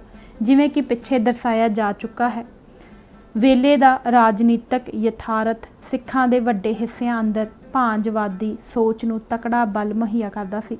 ਉਹਨਾਂ ਨੂੰ ਅੰਗਰੇਜ਼ਾਂ ਵਰਗੀ ਤਾਕਤਵਰ ਹਕੂਮਤ ਨਾਲ ਦਸਤ ਪੰਜਾ ਲੈਣਾ ਨਿਰਾਰਥਕ ਹੀ ਨਹੀਂ ਬੇਹੱਦ ਹਾਨੀਕਾਰਕ ਲੱਗਦਾ ਸੀ। ਇਸ ਕਰਕੇ ਸਿੱਖ ਕੌਮ ਅੰਦਰ ਇਹ ਮਤ ਕਾਫੀ ਮਕਬੂਲ ਹੋ ਗਿਆ ਸੀ ਕਿ ਸਿੱਖਾਂ ਵਰਗੀ ਨਿਗੂਣੀ ਘੱਟ ਗਿਣਤੀ ਦਾ ਭਲਾ ਅੰਗਰੇਜ਼ਾਂ ਨਾਲ ਟੱਕਰ ਲੈਣ ਵਿੱਚ ਨਹੀਂ, ਸਗੋਂ ਉਹਨਾਂ ਦੀ ਸਰਪ੍ਰਸਤੀ ਤੇ ਸਦਭਾਵਨਾ ਹਾਸਲ ਕਰਨ ਵਿੱਚ ਸੀ। ਚੀਫ ਖਾਲਸਾ ਦੀਵਾਨ ਇਸ ਰਾਜਸੀ ਵਿਚਾਰਧਾਰਾ ਦੀ ਪ੍ਰਮੁੱਖ ਨੁਮਾਇੰਦਾ ਸੰਸਥਾ ਦੇ ਰੂਪ ਵਿੱਚ ਉੱਭਰ ਕੇ ਸਾਹਮਣੇ ਆਏ। ਇਸ ਦੇ ਆਗੂਆਂ ਨੇ ਸਿੱਖ ਜਗਤ ਅੰਦਰ ਅੰਗਰੇਜ਼ ਹਕੂਮਤ ਪ੍ਰਤੀ ਸ਼ਰਧਾ ਤੇ ਵਫਾਦਾਰੀ ਦੇ ਭਾਵ ਪੈਦਾ ਕਰਨ ਵਿੱਚ ਮੋਹਰੀ ਭੂਮਿਕਾ ਨਿਭਾਈ। ਭਾਵੇਂ ਕਿ ਚੀਫ ਖਾਲਸਾ ਦੀਵਾਨ ਦਾ ਜਥੇਬੰਦਕ ਦਾਇਰਾ ਸਿੱਖ ਪੰਥ ਅੰਦਰਲੇ ਕੁਲੀਨ ਵਰਗਾਂ ਤੱਕ ਹੀ ਸੀਮਤ ਸੀ, ਪਰੰਤੂ ਸਿੱਖ ਸਮਾਜ ਅੰਦਰ ਇਸ ਦੀ ਰਾਜਸੀ ਵਿਚਾਰਧਾਰਾ ਦਾ ਅਸਰ ਬਹੁਤ ਵਿਆਪਕ ਸੀ। ਇਸ ਨੂੰ ਸਿੱਖਾਂ ਦੇ ਕਾਫੀ ਵੱਡੇ ਹਿੱਸੇ ਦੀ ਹਮਾਇਤ ਹਾਸਲ ਸੀ। ਇਹ ਹਾਲਤ 19ਵੀਂ ਸਦੀ ਦੇ ਅੰਤ ਤੱਕ ਅਤੇ ਕਾਫੀ ਹੱਦ ਤੱਕ 20ਵੀਂ ਸਦੀ ਦੇ ਮੁੱਢ ਤੱਕ ਵੀ ਬਣੀ ਰਹੀ। 20ਵੀਂ ਸਦੀ ਦੇ ਦੂਜੇ ਦਹਾਕੇ ਵਿੱਚ ਜਾ ਕੇ ਰਾਜਸੀ ਹਾਲਤਾਂ ਨੇ ਤਿੱਖੀ ਕਰਵਟ ਲੈ ਲਈ ਸੀ। ਮੁਲਕ ਅੰਦਰ ਪਸਰੀ ਆਰਥਿਕ ਤੇ ਰਾਜਸੀ ਬੇਚੈਨੀ ਦੀ ਵਜ੍ਹਾ ਕਰਕੇ ਲੋਕਾਂ ਦੇ ਵੱਡੇ ਹਿੱਸਿਆਂ ਨੇ ਬਰਤਾਨਵੀ ਹਕੂਮਤ ਵਿਰੁੱਧ ਸੰਘਰਸ਼ ਦਾ ਰੁਖ ਅਖਤਿਆਰ ਕਰਨਾ ਸ਼ੁਰੂ ਕਰ ਦਿੱਤਾ ਸੀ। ਕੁਝ ਤਾਂ ਇਸ ਨਵੇਂ ਰਾਜਸੀ ਵਾਤਾਵਰਣ ਦੇ ਪ੍ਰਭਾਵ ਹੇਠ ਅਤੇ ਕੁਝ ਸਿੱਖਾਂ ਦੇ ਧਾਰਮਿਕ ਅਸਥਾਨਾਂ ਦੇ ਪ੍ਰਬੰਧ ਨੂੰ ਲੈ ਕੇ ਬਸਤੀਵਾਦੀ ਹਕੂਮਤ ਤੇ ਸਿੱਖ ਭਾਈਚਾਰੇ ਵਿਚਕਾਰ ਪੈਦਾ ਹੋਏ ਟਕਰਾਓ ਦੀ ਬਦੌਲਤ ਸਿੱਖ ਕੌਮ ਅੰਦਰ ਦੱਬੇ ਪਏ ਅੰਗਰੇਜ਼ ਵਿਰੋਧੀ ਜਜ਼ਬਾਤ ਜ਼ੋਰ ਨਾਲ ਪ੍ਰਗਟ ਹੋ ਉੱਠੇ। ਪਰੰਤੂ ਸਿੱਖਾਂ ਦੇ ਮੰਦੇ ਭਾਗਾਂ ਨੂੰ ਇਸ ਅੰਗਰੇਜ਼ ਵਿਰੋਧੀ ਸਿੱਖ ਉਭਾਰ ਨੂੰ ਇੱਕ ਅਜਿਹਾ ਸਿਧਾਂਤਕ ਗ੍ਰਹਿਣ ਲੱਗਾ ਹੋਇਆ ਸੀ ਜਿਸ ਚੋਂ ਸਿੱਖ ਕੌਮ ਦੀ ਧਾਰਮਿਕ ਤੇ ਰਾਜਨੀਤਿਕ ਸੁਤੰਤਰਤਾ ਦਾ ਰਾਹ ਨਹੀਂ ਸੀ ਖੁੱਲ੍ਹਦਾ, ਸਗੋਂ ਇੱਕ ਗੁਲਾਮੀ ਦੇ ਸਰਾਪ ਤੋਂ ਮੁਕਤ ਹੋ ਕੇ ਦੂਜੀ ਗੁਲਾਮੀ ਦੀ ਲਾਨਤ ਸਹੇੜ ਲੈਣ ਦੀ ਬਦਨਸੀਬੀ ਪੱਲੇ ਪੈਂਦੀ ਸੀ। ਸੋ ਅੱਜ ਅਸੀਂ ਇਹ ਭਾਗ ਪੰਨਾ ਨੰਬਰ 67 ਤੱਕ ਹੀ ਪੜ੍ਹਾਂਗੇ। ਧੰਨਵਾਦ ਜੀ। ਵਾਹਿਗੁਰੂ ਜੀ ਕਾ ਖਾਲਸਾ, ਵਾਹਿਗੁਰੂ ਜੀ ਕੀ ਫਤਿਹ।